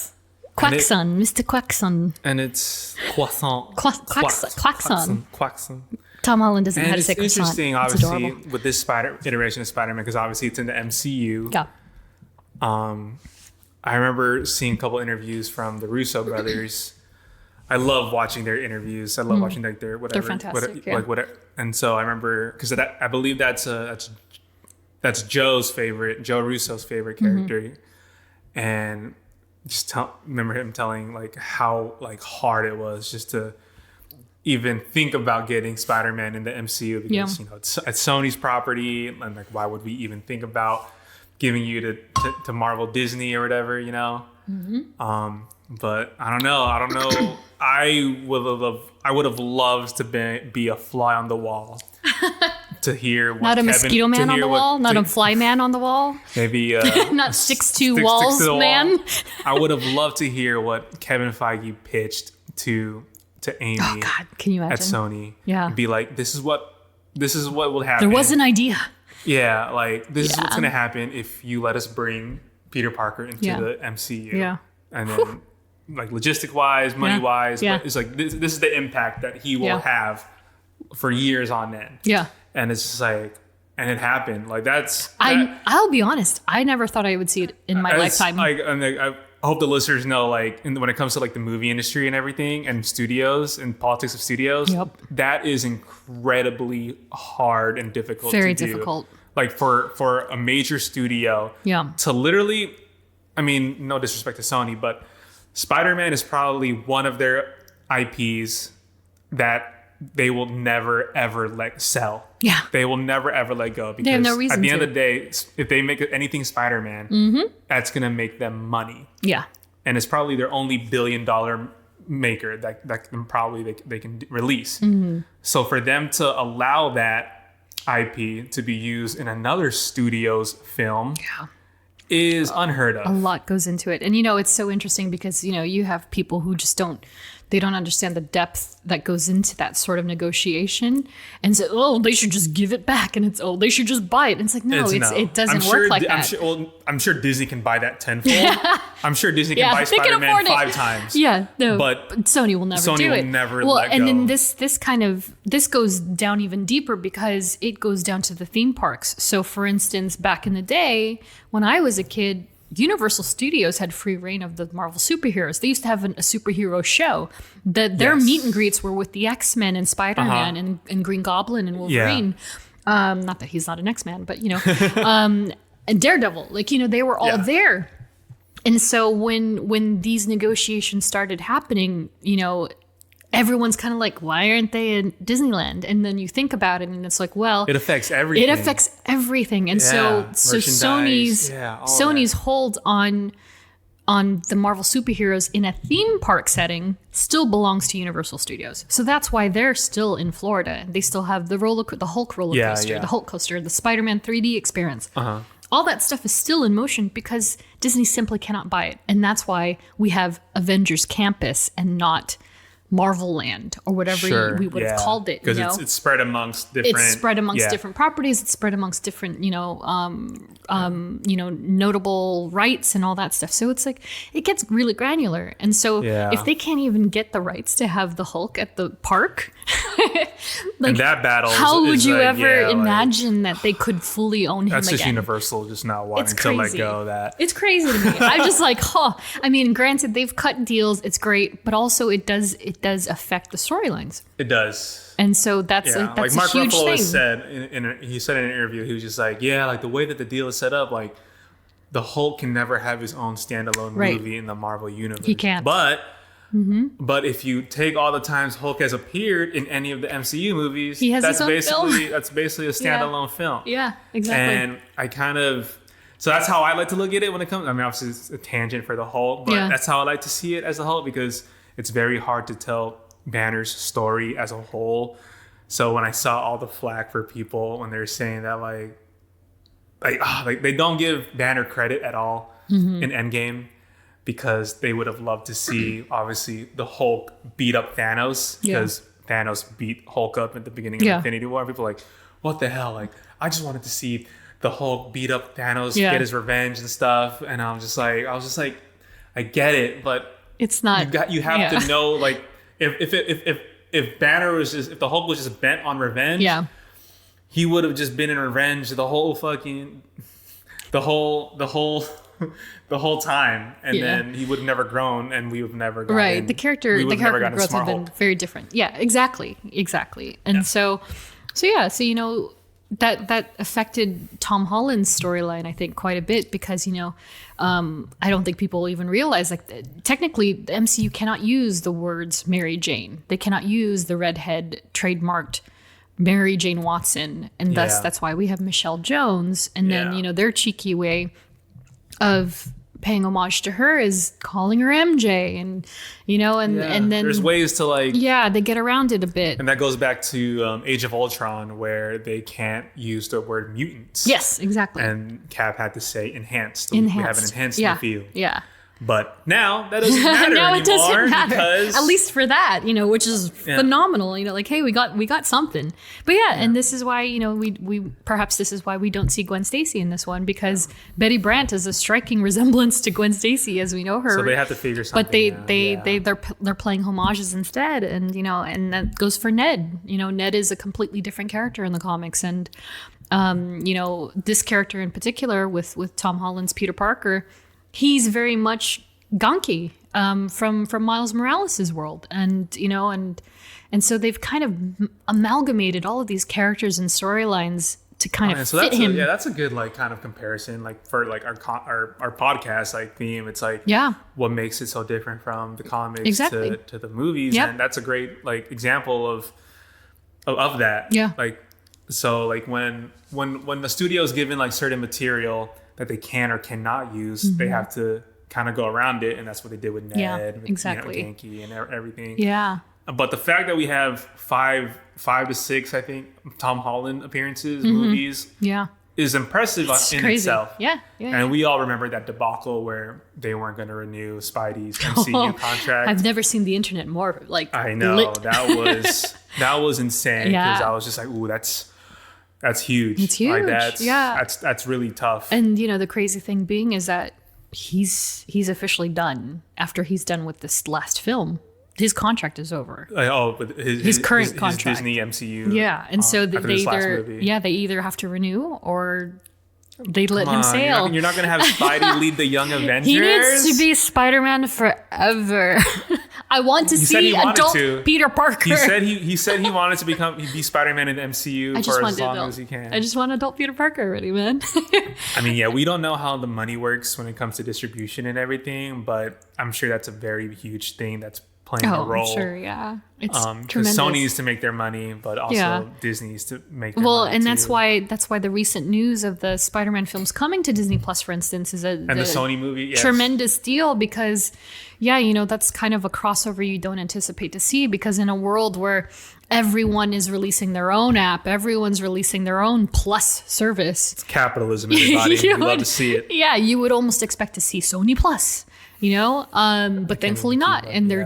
they're just going to go ahead and put them on Disney. And I think it's a smart That's move. another distribution deal. in So, itself. yeah, so thank I God. mean- So I can finally watch Amazing Spider-Man 2. That's I'm gonna binge both of them. please just do it. I know. Oh my I also gosh. maybe I'll just skip over Gwen Stacy's death. How dare you? I saw it on TV. Just I was just fast like- forwarded a little bit, but you gotta watch it because it it really ties the story together. But yeah, so it's interesting to see this new Spider-Man, high school Spider-Man. Yes. It's really like But yes, like you said at the top of the show, he's been high school Spider-Man. forever. Oh my For god! at And least then 3-4 years now. you account for the snap. So he's been in high school for That's true too. 5 years. Because when he came back, yeah. they went back to They high went school. back to high school. He was gone for It's 5 gotta be years. his senior year. I hope my God. Far From Home was his senior year. I hope it's my wish is that it's the beginning of the film. They're graduating and they're going to college like that. Oh, for the last movie? Yeah, that would be my one hope. There's no way there's no way John Watts is saying he's still in high school. Oh, I will. Oh God, I'll just be like, well, No way. but yeah, I think the snap did have a lot. It had a lot to do, yeah. It made it feel like it was forever. for sure. But yeah, so Tom Holland's Spider-Man in particular, he's a bit sciencey. He's quite sciencey. I mean, thanks to Tony as well. But he concocted his own webbing and all that good stuff. But I think that's what they tried to make. I think they tried to tie up Tom Holland's character, Mm-hmm. like tell us who he is Mm-hmm. in that like 3-5 minute scene in Civil War. Yeah. He's like, yep, I got these powers 6 months ago. Yeah. Math test, nailed it. Yeah. I built this CD player. Boom. Yeah. I built this webbing. Yep. It's like, oh, yep, he's a superhero. He Yeah. got his power 6 months ago, and he's a genius because he made this whole Right. textile strength of a webbing. And that in the way that he is so absolutely endearing when he says and shares these things about himself is really what makes me love Tom Holland. I love Tom Holland as Peter Parker, and I don't have much criticism for him at all, except for the fact he can't say croissant. But But that's but Tom it's Holland. still the charm. but not Peter Parker. This is also true. But yeah, yes. and they were still able to kind of, ensure that part of Peter, which is very integral to his character, they still had it present, which I feel that they didn't do as much with Raimi. Like he's a kid. He's a kid and feel, he's learning and he's being absorbed by all this stuff that's happening around him. He's in the Quinjet. Happy Hogan is like babysitting him, and yet he knows how to work around Stark Tech and he knows his way around things. I like one of my favorite moments is when he's in the car with Vulture and he's taking them to prom. Incredible scene. Yeah, Michael Keaton That's is literally like- him being like, Yeah. does Peter Parker come out or does Spider-Man come out? But he Right. can't break because he's with He's with oh my gosh, Does it start with an L? I feel like it starts with an L. Liz Allen. Yes, I was right. Liz Allen. Liz Allen. Okay, so yeah, that scene, I was just like, Incredible. Oh, wow. That's my literally gosh. him tugging internally of Yeah. like, what do I do? Right. Because like I'm going to prom, but I'm also like, this guy's about to like kill me or something. Yeah, I mean, didn't Tobey's Parker have something very similar where he could have had? It was not quite an Uncle Ben moment, but he like just chose not to be Spider-Man at that moment. He just stayed his course, and he was. Was like, that when he was having dinner with Harry Osborn? that? And I the think blood so. and the blood fell down. Yeah, and he's the why Thanksgiving are you- dinner. Like, yeah, why are you bleeding? Yeah. Oh, bike messenger. Yeah, and Yeah. and yeah, it's that like, whole that oh tension my there. God. Yeah, and I feel like that's very similar in that fact. Yes. But the one with Tom and let me call him Parker, with Parker and the Vulture in particular is just like Very intense. amplified because of Very Michael intense. Keaton's presence in Yes. that film. And so yeah, I think they presented the Vulture in an incredible way. Like he's foraging parts from existing parts in the MCU, going back to like I love a villain with a backstory. Like he like after the Battle of New York. Yeah. And like no one's cleaning it up. Yeah. And then he's just like, I gotta make amends. I gotta like all this stuff. He's like, why not steal these So parts crazy. and then do something? Because like with many castings, when you first hear the first news, you're like, what? But because at this point, being at the third run for Spider-Man, I was expecting, okay, here we go again. Norman Osborn, take 3. And instead, and you know, not that he came to fruition in Amazing Spider-Man, they like danced around him. But, you know, I honestly expected them to kind of open with the Green Goblin again. But to hear them bring in Vulture instead was very interesting because, you know, in comics, he's kind of like, he's like a glorified like man in tights who flies around and he's really like, weird and he's old. His comic book costume is like, it's literally a dude with feathers. There's so many jokes about it. Yeah, he's just a crazy old man. And so when they introduced this very MCU version of the character, I was like, actually, I was very impressed. I was like, dang, like from start to beginning, you get the sense of, you know, of what he's trying to accomplish as a, I don't know if you want to call him like an anti-hero or a, I don't know, a thief. The guy that's just trying to get by. Yeah, like you don't even know what to call him necessarily. Yeah, and so, you know, the way that they kind of crafted Tom Holland's villains, it's been interesting and how that's building up because everyone's going to the raft. The raft is essentially a floating prison in the Marvel universe. And so, you know, as far as we know now, the villains in the raft are not only Vulture and Scorpion and I believe Rhino. Rhino? Maybe he is. I don't know. But also Zemo. Baron Zemo's there now too. Spoiler if you haven't watched the last episode of Falcon and Winter Soldier. Falcon and Winter Soldier. And so all of these villains are going there. And of course, our friend Michael Morbius, I believe, is also there in his film. And so, and Michael Keaton crosses over there. So this is all kind of lining up to some craziness, which brings it back to the Sinister Six movie I mentioned before that I probably know more about than I should. We're not going to talk about that today, but you know, it's very interesting. And what part is Tom Holland as Peter Parker going to play in that? Is Peter Parker even going to be a factor in that film, or is it really going to be a Suicide Squad type of thing where they're just going to go crazy and, you know? I mean, every hero always like tries to face like their most like powerful opponent, and I'm pretty sure Peter Parker's foe has always been like the Sinister Six.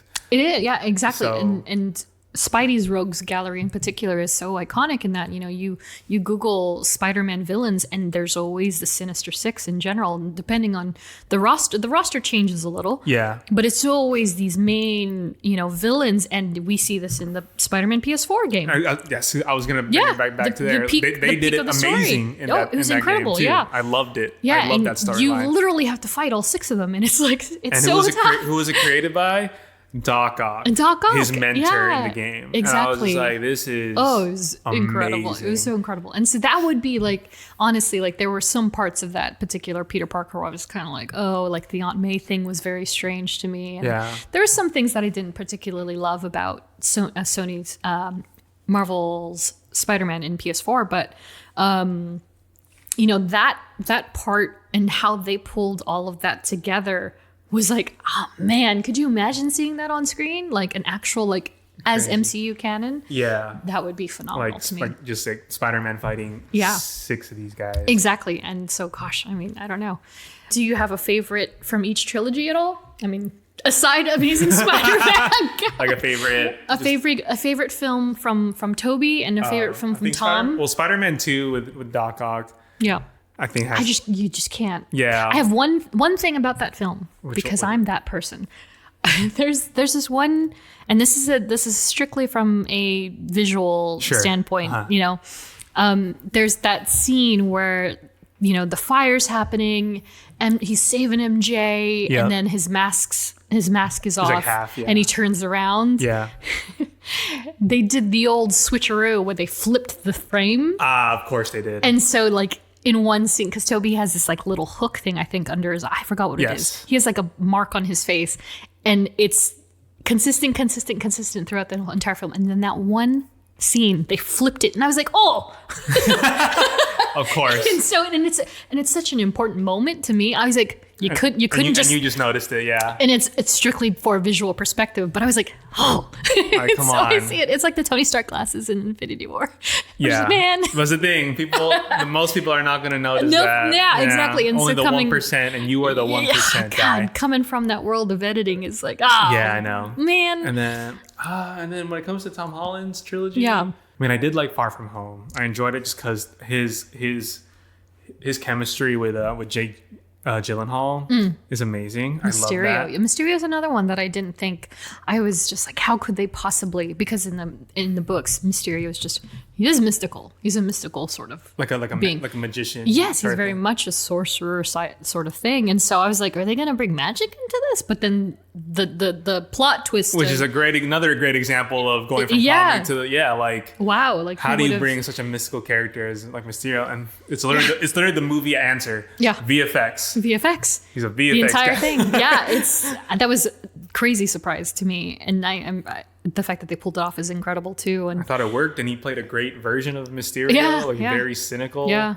Yeah. Hates Tony Stark. I mean, There's always a purpose. There's a purpose Yeah. for all of it, which is really great. And the way that Tom's Peter kind of grows in that film too is really great. I think the 'cause- growth in that movie Yeah. is amazing. That last scene of where his Peter Tingle comes back, Yeah, yeah. and then he's able to defeat him. Now, do you think this is another mutant situation where they're not allowed to say spider senses, or do you think they're choosing not to? Spidey sense? Yeah. I wouldn't be surprised if it wasn't. Hmm. Like I wouldn't be surprised if they're not able to say it. But Do you prefer Peter Tingle? I think it's hilarious. I know some people think it's corny, but I think it's corny, but I it think came it's from fun. Aunt May, I'm- so it's okay. That's why I was like, Aunt May said it, and Aunt I May was just said like, it. yeah, that makes sense. Yeah. If Peter was just like, yeah, my Peter Ting, I'm like, okay, shut up. Yeah. Like, no, you didn't. No, you didn't mean Exactly. that. But that scene of he's like where he finally defeats him. He's like, Yeah. you can't trick me anymore, Beck. He's like, maybe you do deserve these glasses, and he holds the glasses up Yeah. like it's a gun. Yeah. But then Peter can like read that it's not like because his Spidey sense Yeah. kind of kicks in. I was like, oh, this is amazing. Oh, this is Yeah. great. Oh Like my this God. is just character growth at its Right. finest. Right, for sure. And but so yeah. where do you think he goes from there? Where do you think he goes in No Way Home? That's right, because at the end of that movie is when When he's outed. crazy. Outed. I don't think we've had a Spider movie where his identity is Nope. revealed to literally Not the world. to the world, because in again, like in Spider-Man, Yeah, like people know who he is. Like People- his close friend, like Yeah. his close because family. yeah, Yeah, of course, He has 'cause- to. Yeah, and then in Amazing Spider-Man, Aunt May kind of puts it together. Gwen knows. Yeah. Captain Stacy knew. And then you come to Tom, and no, like that's and No it's one knew. the biggest thing. And That's the most like it's that's transmitted the most, like, everywhere. worldwide reveal to be like, Right. oh no. And with J. Jonah Jameson's I cameo, mean, that was holy crap! amazing in itself. I stood up and I Really? was like, what? because again, like I like to stay pure. And so, but I'm also the person that when these films come out, I am there at the 11 p.m. film, showing if I can help it. Yes. Because I was also the midnight person when it was a midnight thing, but I'm there like the first Dude, showing they have. now they show like at 10. Yeah, they and do. I'm like, oh my God. And I'm like, okay. let's go. Okay. So I'm out by the time, Yeah. But so I was there that day. And when that dropped, I was like, oh, Yeah, my I was kind of freaked out too because I was just like, is that really? that was him. that him? Yes. And I like how they Parker. and I like how they even kind of transformed his character Yes. from the It's modernized. because it's like no one reads the paper in that No. era anymore. So No. what does he do? It's like a video Vlog. podcast, He's a vlog. like Yeah, he's a vlogger. YouTube video Yeah. kind of in a way. Yeah. I was like, wow, they even evolved him, Which and makes so- perfect sense because I mean it's nice that you kind of get that sort of progress. You don't Yeah. want it to feel so stationary in a particular Yeah, era. much like J. Jonah Jameson in the Spider-Man games where he has a podcast, and I'm like, Mm-hmm. Yeah, that's- exactly. That's great too. That makes It's sense. great That update. makes perfect Yeah, sense. it makes perfect sense. And that's why like when people are like, oh, Raimi forever. I'm like, well, okay, but that was For its time, amazing. incredible. It was perfection for its time. Yeah. And I think that, like poor Andrew gets kind of sidelined. Yeah, but, I know, but it's- yeah. Tom's era is also like a great testament to how it's kind of ushered into a modern scape. Yeah. And then to see like their versions of homages and to have a cameo like J. Jonah Jameson. Huge. It's gigantic. Huge. Yeah. I can't wait to see how Well, because they're introducing all these components that are aligning in a way that most of us may not even realize, So we have Sword in place now. Shield is more or less, disassembled. Fury is up in the space station. There's Skrulls and they're trying to work together, but also Skrulls are also invading. And so it's kind of like, holy cow. And so Secret Wars is going to be a thing, which almost immediately means you get the symbiote suit back, you get the Skrulls, you get all these impersonators. You don't know who's who, who's real, who's authentic. And so I'm like, you wrap that up into multiverse talk. I don't know, man. It's like nuts. I don't know. I don't know what Kevin Feige is thinking, but and then we got Eternals coming, and then Eternals on top of that. So, and they're another the face Geoffrey makes. Like, oh my god, I don't get it, and bro. Like they're going. I didn't know they can get any more cosmic than you can possibly get. This is the nuts thing. It's because it's so cosmic. You have to think that then directly or indirectly correlates to Guardians of the Galaxy, Thor, of course, Eternals, slight touches of Doctor Strange. Multiverse of Madness. That's gonna, and then it could inevitably introduce Fantastic Four. Maybe there's some cosmic thing that happens and imbues them with their powers. This is what I just thought of this right now. I love that this decade of MCU. You know how the first decade it was very grounded, very all on Earth. Now with the they're exceptions of Guardians and Thor and whatever. But now it's just all cosmic. Well, because after Thanos, where do you go after Thanos? And you can't stay on Earth. You ask me, and I'm like. Galactus. Yeah. So you bring that guy in. You had a touch of that. He's nomin on Earth. Like you had a touch of that in the first Guardians when the Collector was explaining. Exactly. Yeah. So it's like, why not with all the Celestials and stuff? Okay, that said, we had a question from the audience. Let's do it. If you, I believe this is Andrew, if you could make one Spider-Man movie, what storyline would you choose? And I don't know that you know enough about Spider-Man to... Probably don't. But that's a more you question. That's a tough question. That's a really tough question. And I kind of said this in the Iron Man episode. And I would like to see, just because I'm destructive like that, I would like to see Superior Spider-Man. I was gonna like the dark, because it's so off the wall, like nutso just cuckoo. Visually, it's just off the wall. It's just nutso because I don't know how much you know about this, but it's essentially like Doc Ock is dying in the main world. Okay. And he's on his last breath. He's hooked up to machines. He's like nasty, gnarly. He's like losing his hair and he's just dying. Yeah. But Peter Parker's standing over his bed and he's like, yeah, this is it. Finally, he's like I've been tortured for years. Yes. And Homeboy's like, haha, I switched our bodies. And he switches bodies with Peter Parker. I can't tell you how. You have to read it.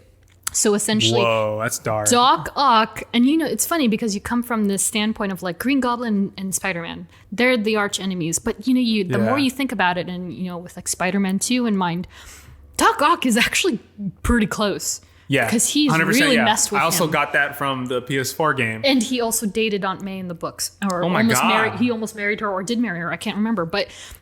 So he's really ingrained in this character. Like he's really like they're all intertwined. And so he switches bodies. And so Peter Parker dies. He dies. And so I believe Dan did this storyline. Dan got so much flack for killing Spider-Man that people still haven't recovered, even though Peter Parker is all well and fine. Dark. It's very dark. Yeah, it's incredibly dark. And so Doc Ock runs around as Spider-Man in his body in an athletic handsome, a young body, dashing body, and he's got the intellect of a crazy man. So he's Peter Parker, but completely like off the rails. Yeah. And so he creates this suit that is essentially the Spider-Man suit, but he's got the arms that are like his. Wow, it's kind of like his octopus kind of like the tendrils. It's almost like the suit in Endgame or something. Yes, it is it's very similar to the Iron Spider. It's very similar to Iron Spider, which came from the Civil War arc in the books, which is very different, by the way. It's a whole other escapade. But yeah, he made the suit and it's pretty dope. It's like red and black. instead of red and blue, And white or and his whatever. lenses are dark, and it's not such a departure that it looks cheesy, but it's just sleek enough that you're like, dang, he looks good. Damn. And so there's this entire storyline with Superior Spider-Man, and he looks like Peter Parker, he sounds like Peter Parker, but he doesn't speak like Peter Parker. He speaks like Dr. Octopus. Yeah. So I would love to see that. I That don't think it'll sounds ever very- happen. Could you imagine? That would be a very, very jarring visually. Yeah. Like now I'm just imagining, like, let's say it's Alfred Molina. Yeah. Switching Can with, you with imagine? either Tom Holland or whatever. Could you imagine Tom Holland impersonating Alfred Molina's Doc Ock? Like that's what you would be That's getting. an acting challenge if it Like, if let me that's just not say, one. like to kind of like summarize what happens, or at least give you an example of Yeah. like the kind of spider he was. Yeah.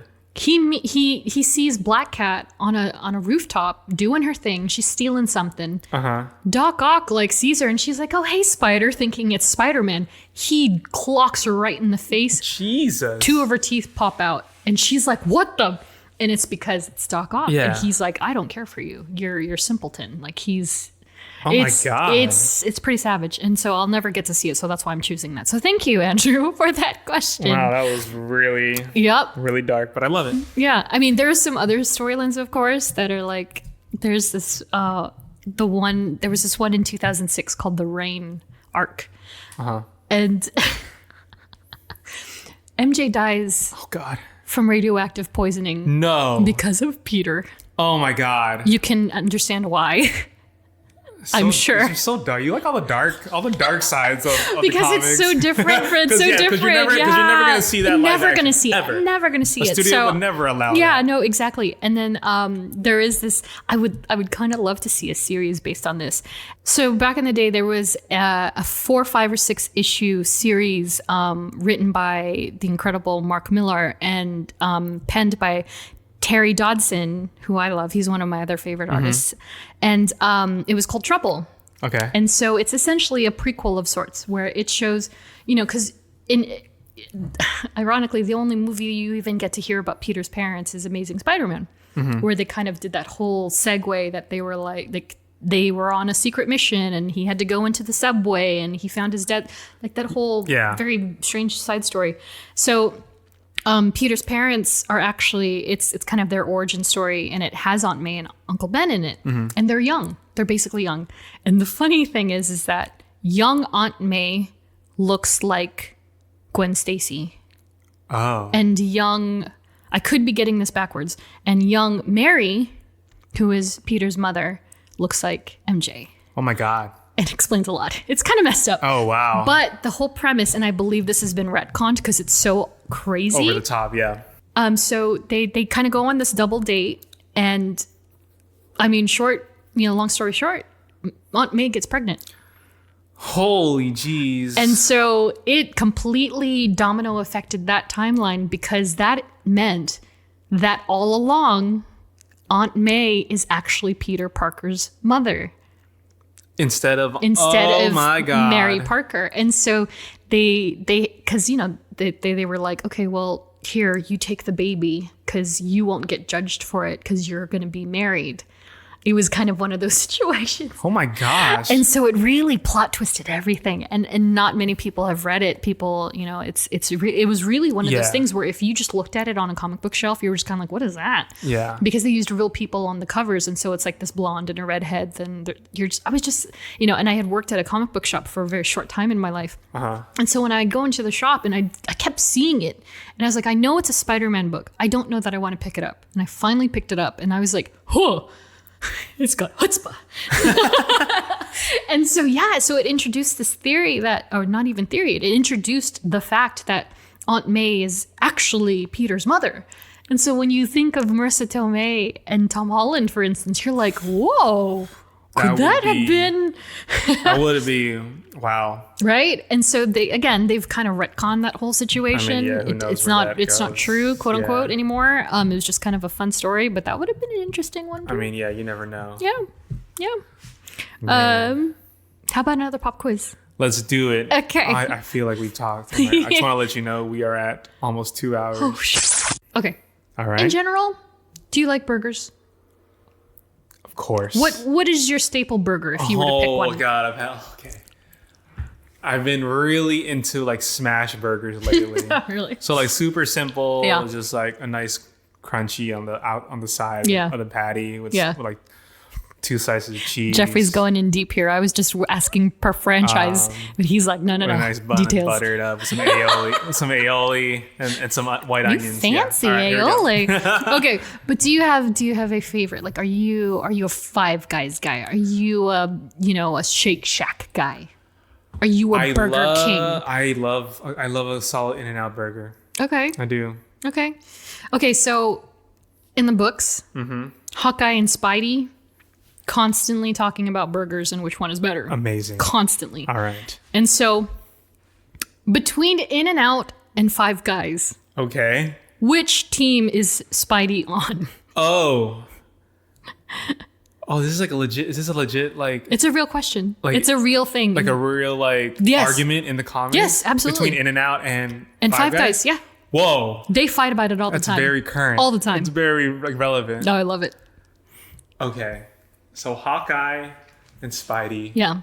If they're having a conversation and Hawkeye's like, man, I don't know how you like those burgers and those fries. Like, who is Spidey fighting for? I want to say that Hawkeye is giving Spidey crap for liking Five Guys burgers. Okay. I think. You think that's it? I think that's what I'm gonna do. Because I have a very fixated opinion on In-N-Out burgers compared to Five Guys burgers. Okay. So I feel like Hawkeye would say, I feel like I'd be like me and Hawkeye would be telling like, how could you like Five Guys burger? Yeah. Well, you would be correct. Yes. So Shout out Jeremy Renner. Let's go, baby.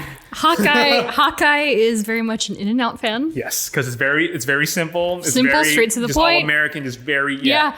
And then Spidey loves his Five Guys. Because so all they the they customization banter. and all that Yeah, stuff, they yes. banter all the time. Oh, they're talking about In-N-Out and Five Guys in the comics? Yeah. Damn, that's amazing.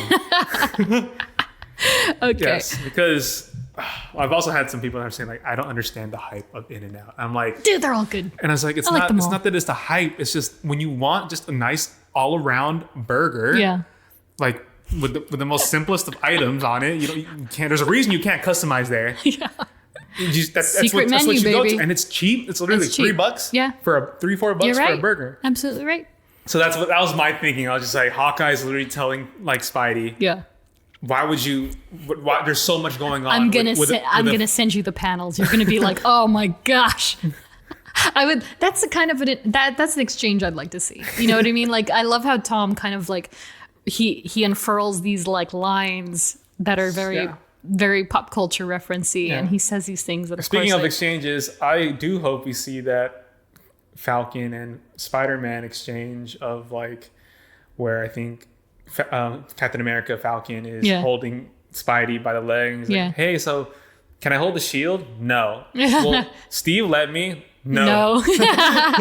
Oh God.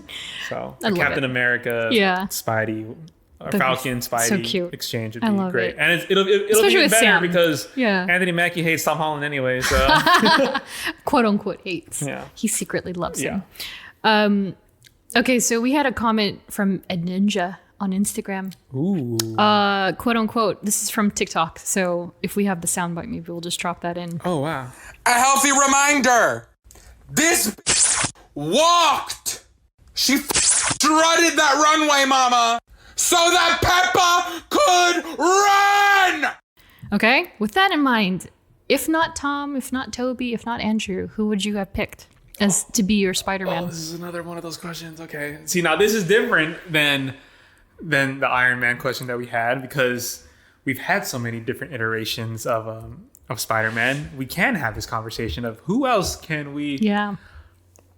Well, this isn't who I would choose, but I know he was this guy in the running before along with Tom Holland, Timothy Chalamet? Oh, yeah. Yeah, right? Timothy Chalamet, yeah. And I see it, but I don't. I see him as the Peter Parker side. I don't see him as a superhero. Spider-Man. Sorry, Timothy. You're a great actor, though. But He's a wonderful actor. Not for me. who, like, as of right now, who else? At least a young actor. I don't know that many young actors also. I honestly, I I don't know if it's I'm ill prepared or I'm just so invested. I can't think of anybody. That's true. I don't know Tom that I Holland can has think really about knocked it out the park as Oh, he's so good. And, and for me, at least, I didn't watch his films before Spider-Man until after Spider-Man. But he came out of nowhere for me. Same. He came out of nowhere. And I was like, think whoa, he came out of who's nowhere this for kid? a lot of people, yeah. Yeah, no. And so, like, that said, I just feel like if there was to be one that I could choose, I just don't know where he is right now. Yeah. Have you seen the prospects that were originally? I just know of Timothy Chalamet. Shyamalan. Yeah. Do you know who else? Well, I only have the roster from Raimi's Spider-Man. So first and foremost, it was almost directed by James Cameron.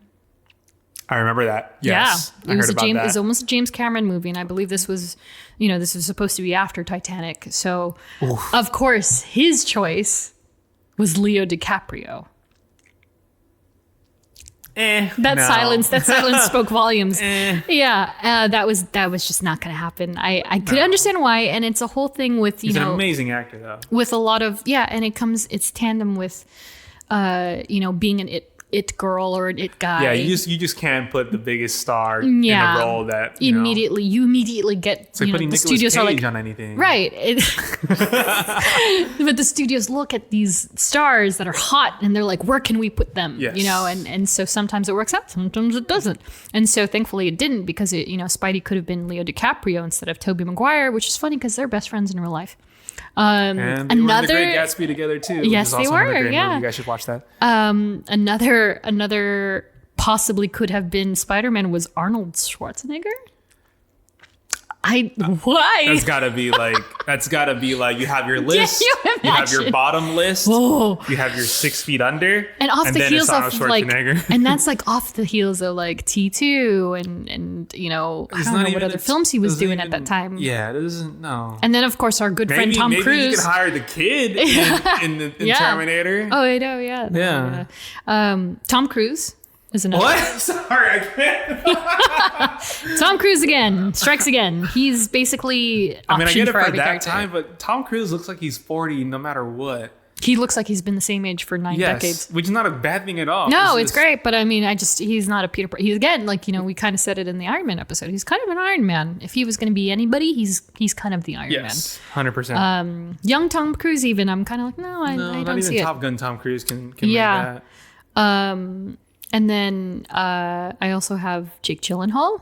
Ironically enough, funny because back in the Raimi days, I was like he and Tobey, Donnie Darko type days, yeah, right? He and Tobey got compared to very often, and they were kind of like two sides of the same coin, And so there's a picture of Jake Gyllenhaal at one point before, way back when that was all happening, and he was dating Kirsten Dunst before Tobey. Yes, I just saw pictures. And there's of a that picture of him for some reason.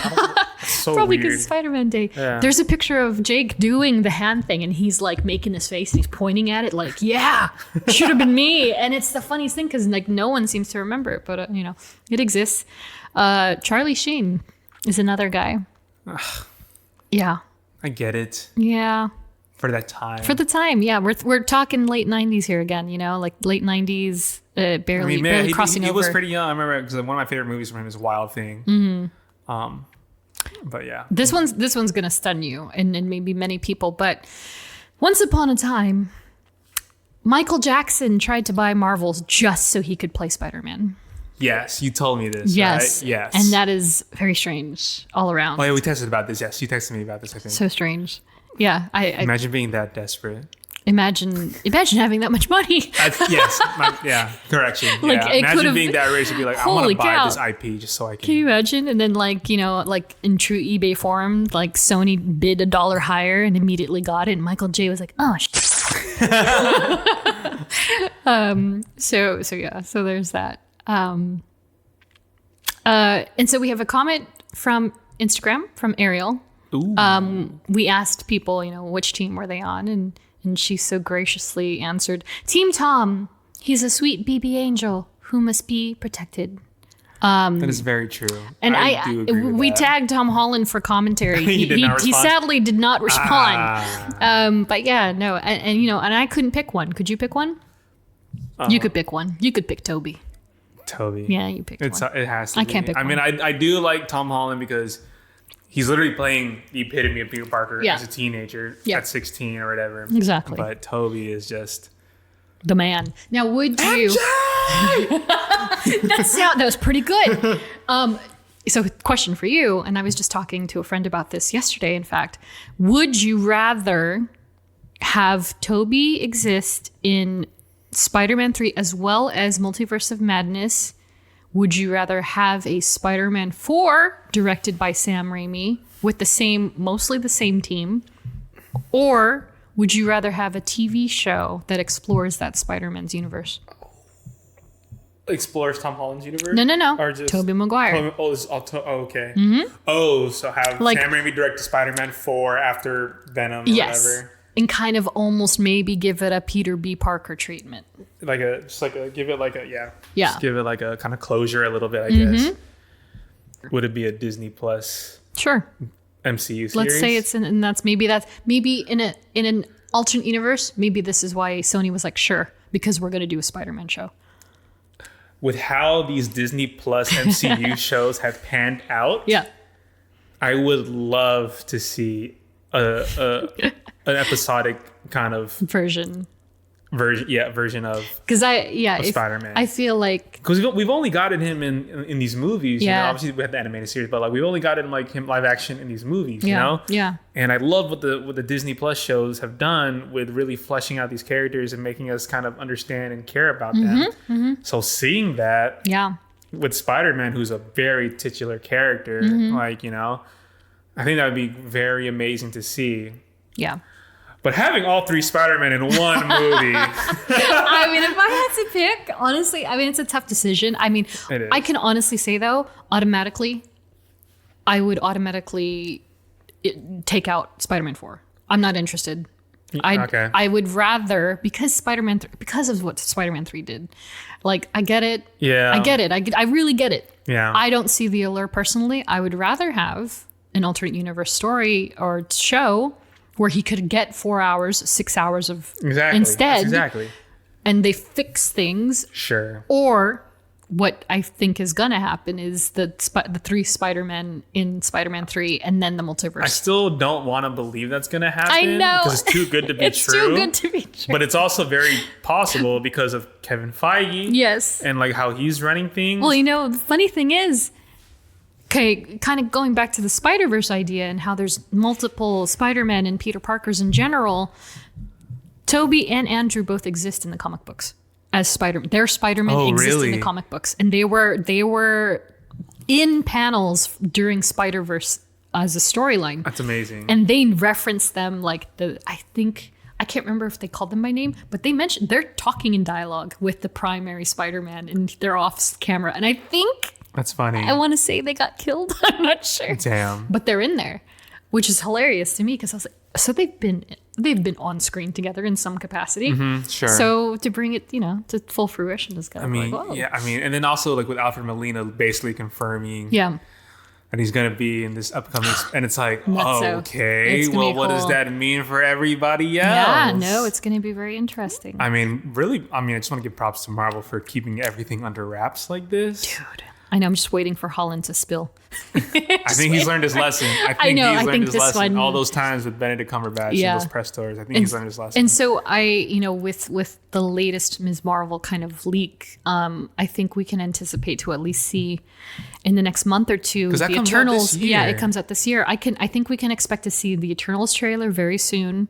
Then almost even- immediately no after, one's even ready. Oh yeah, my after God. Loki, I think after Loki and with Black Widow, we'll see Hawkeye or Ms. Marvel, if not both. And then by the time it's fall, like September, we're gonna get that trailer for Spider-Man. And that's when the real game starts. That's because when all the theories are gonna all the theories are going to hit. start popping out. Yeah, they're all going to surface. Is Daredevil in it or not? Please give me Charlie Cox back. if I do see Yeah. Tom Holland, Andrew Garfield, Oh and my God. Tobey Maguire in one frame, Yeah. in one scene Yes. in this upcoming Spider-Man Yep. movie, I will do something, whatever you guys like. I will. You know what? I already know what I'm going to do. I'm going to do something that I did with J. Jonah Jameson. I'm going to get up out of my seat, but I'm going to Price is Right it down the aisle and around the theater cheering. I think I will very like loudly exclaim in the theater. I'll be like, "Are you kidding me?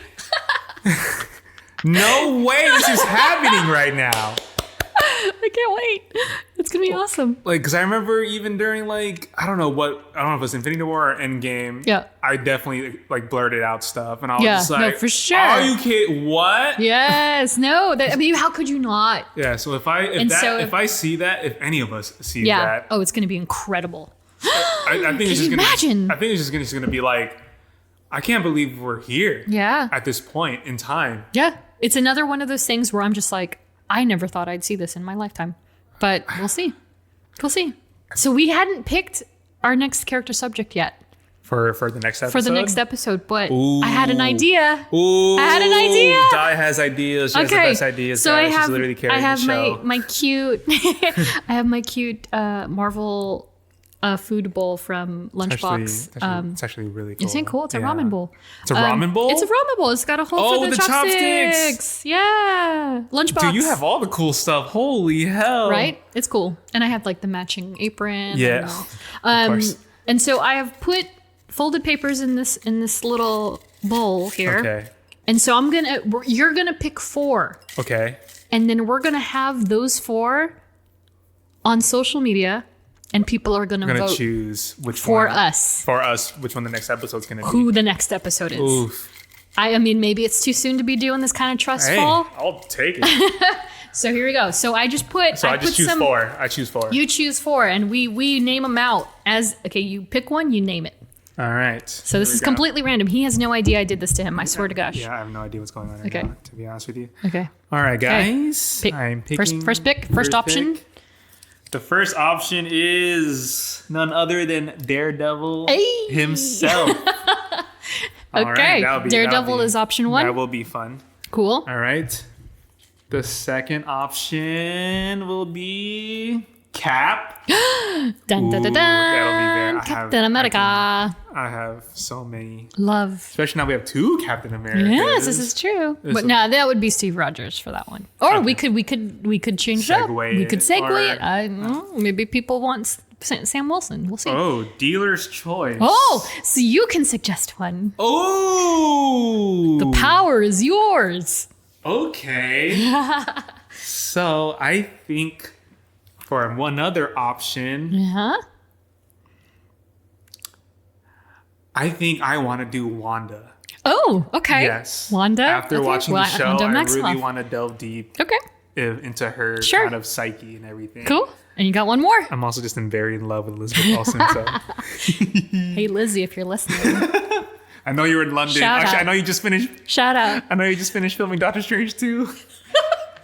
And last but not least, hot guy. Hot guy. Yeah, that's my boy. Okay. So 4 possibilities for the next character study on A Stark Contrast. Maybe Daredevil, Matthew Murdock himself, Captain America, whether or not it's Steve Rogers or Sam Wilson, we do not know. We'll figure it out.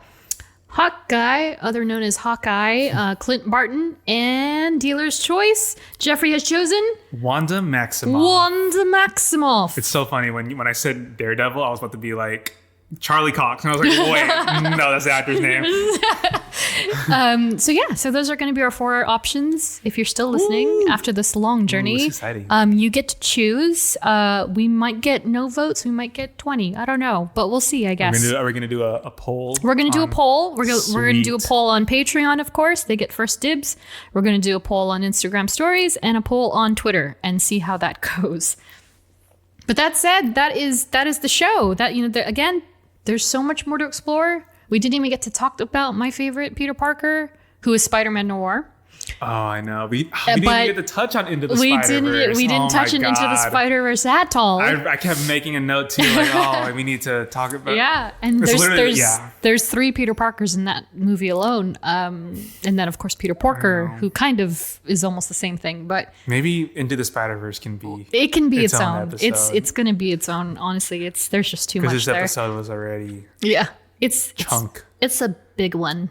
I know. But yeah. So thanks for listening. Anything else to sign off? You Do we know, need to make note of anything? Follow us on social at STRKCNTRST. Search for a Stark Contrast. We show up. We're officially on Apple Podcasts. So you can find us there if you're more of an Apple person.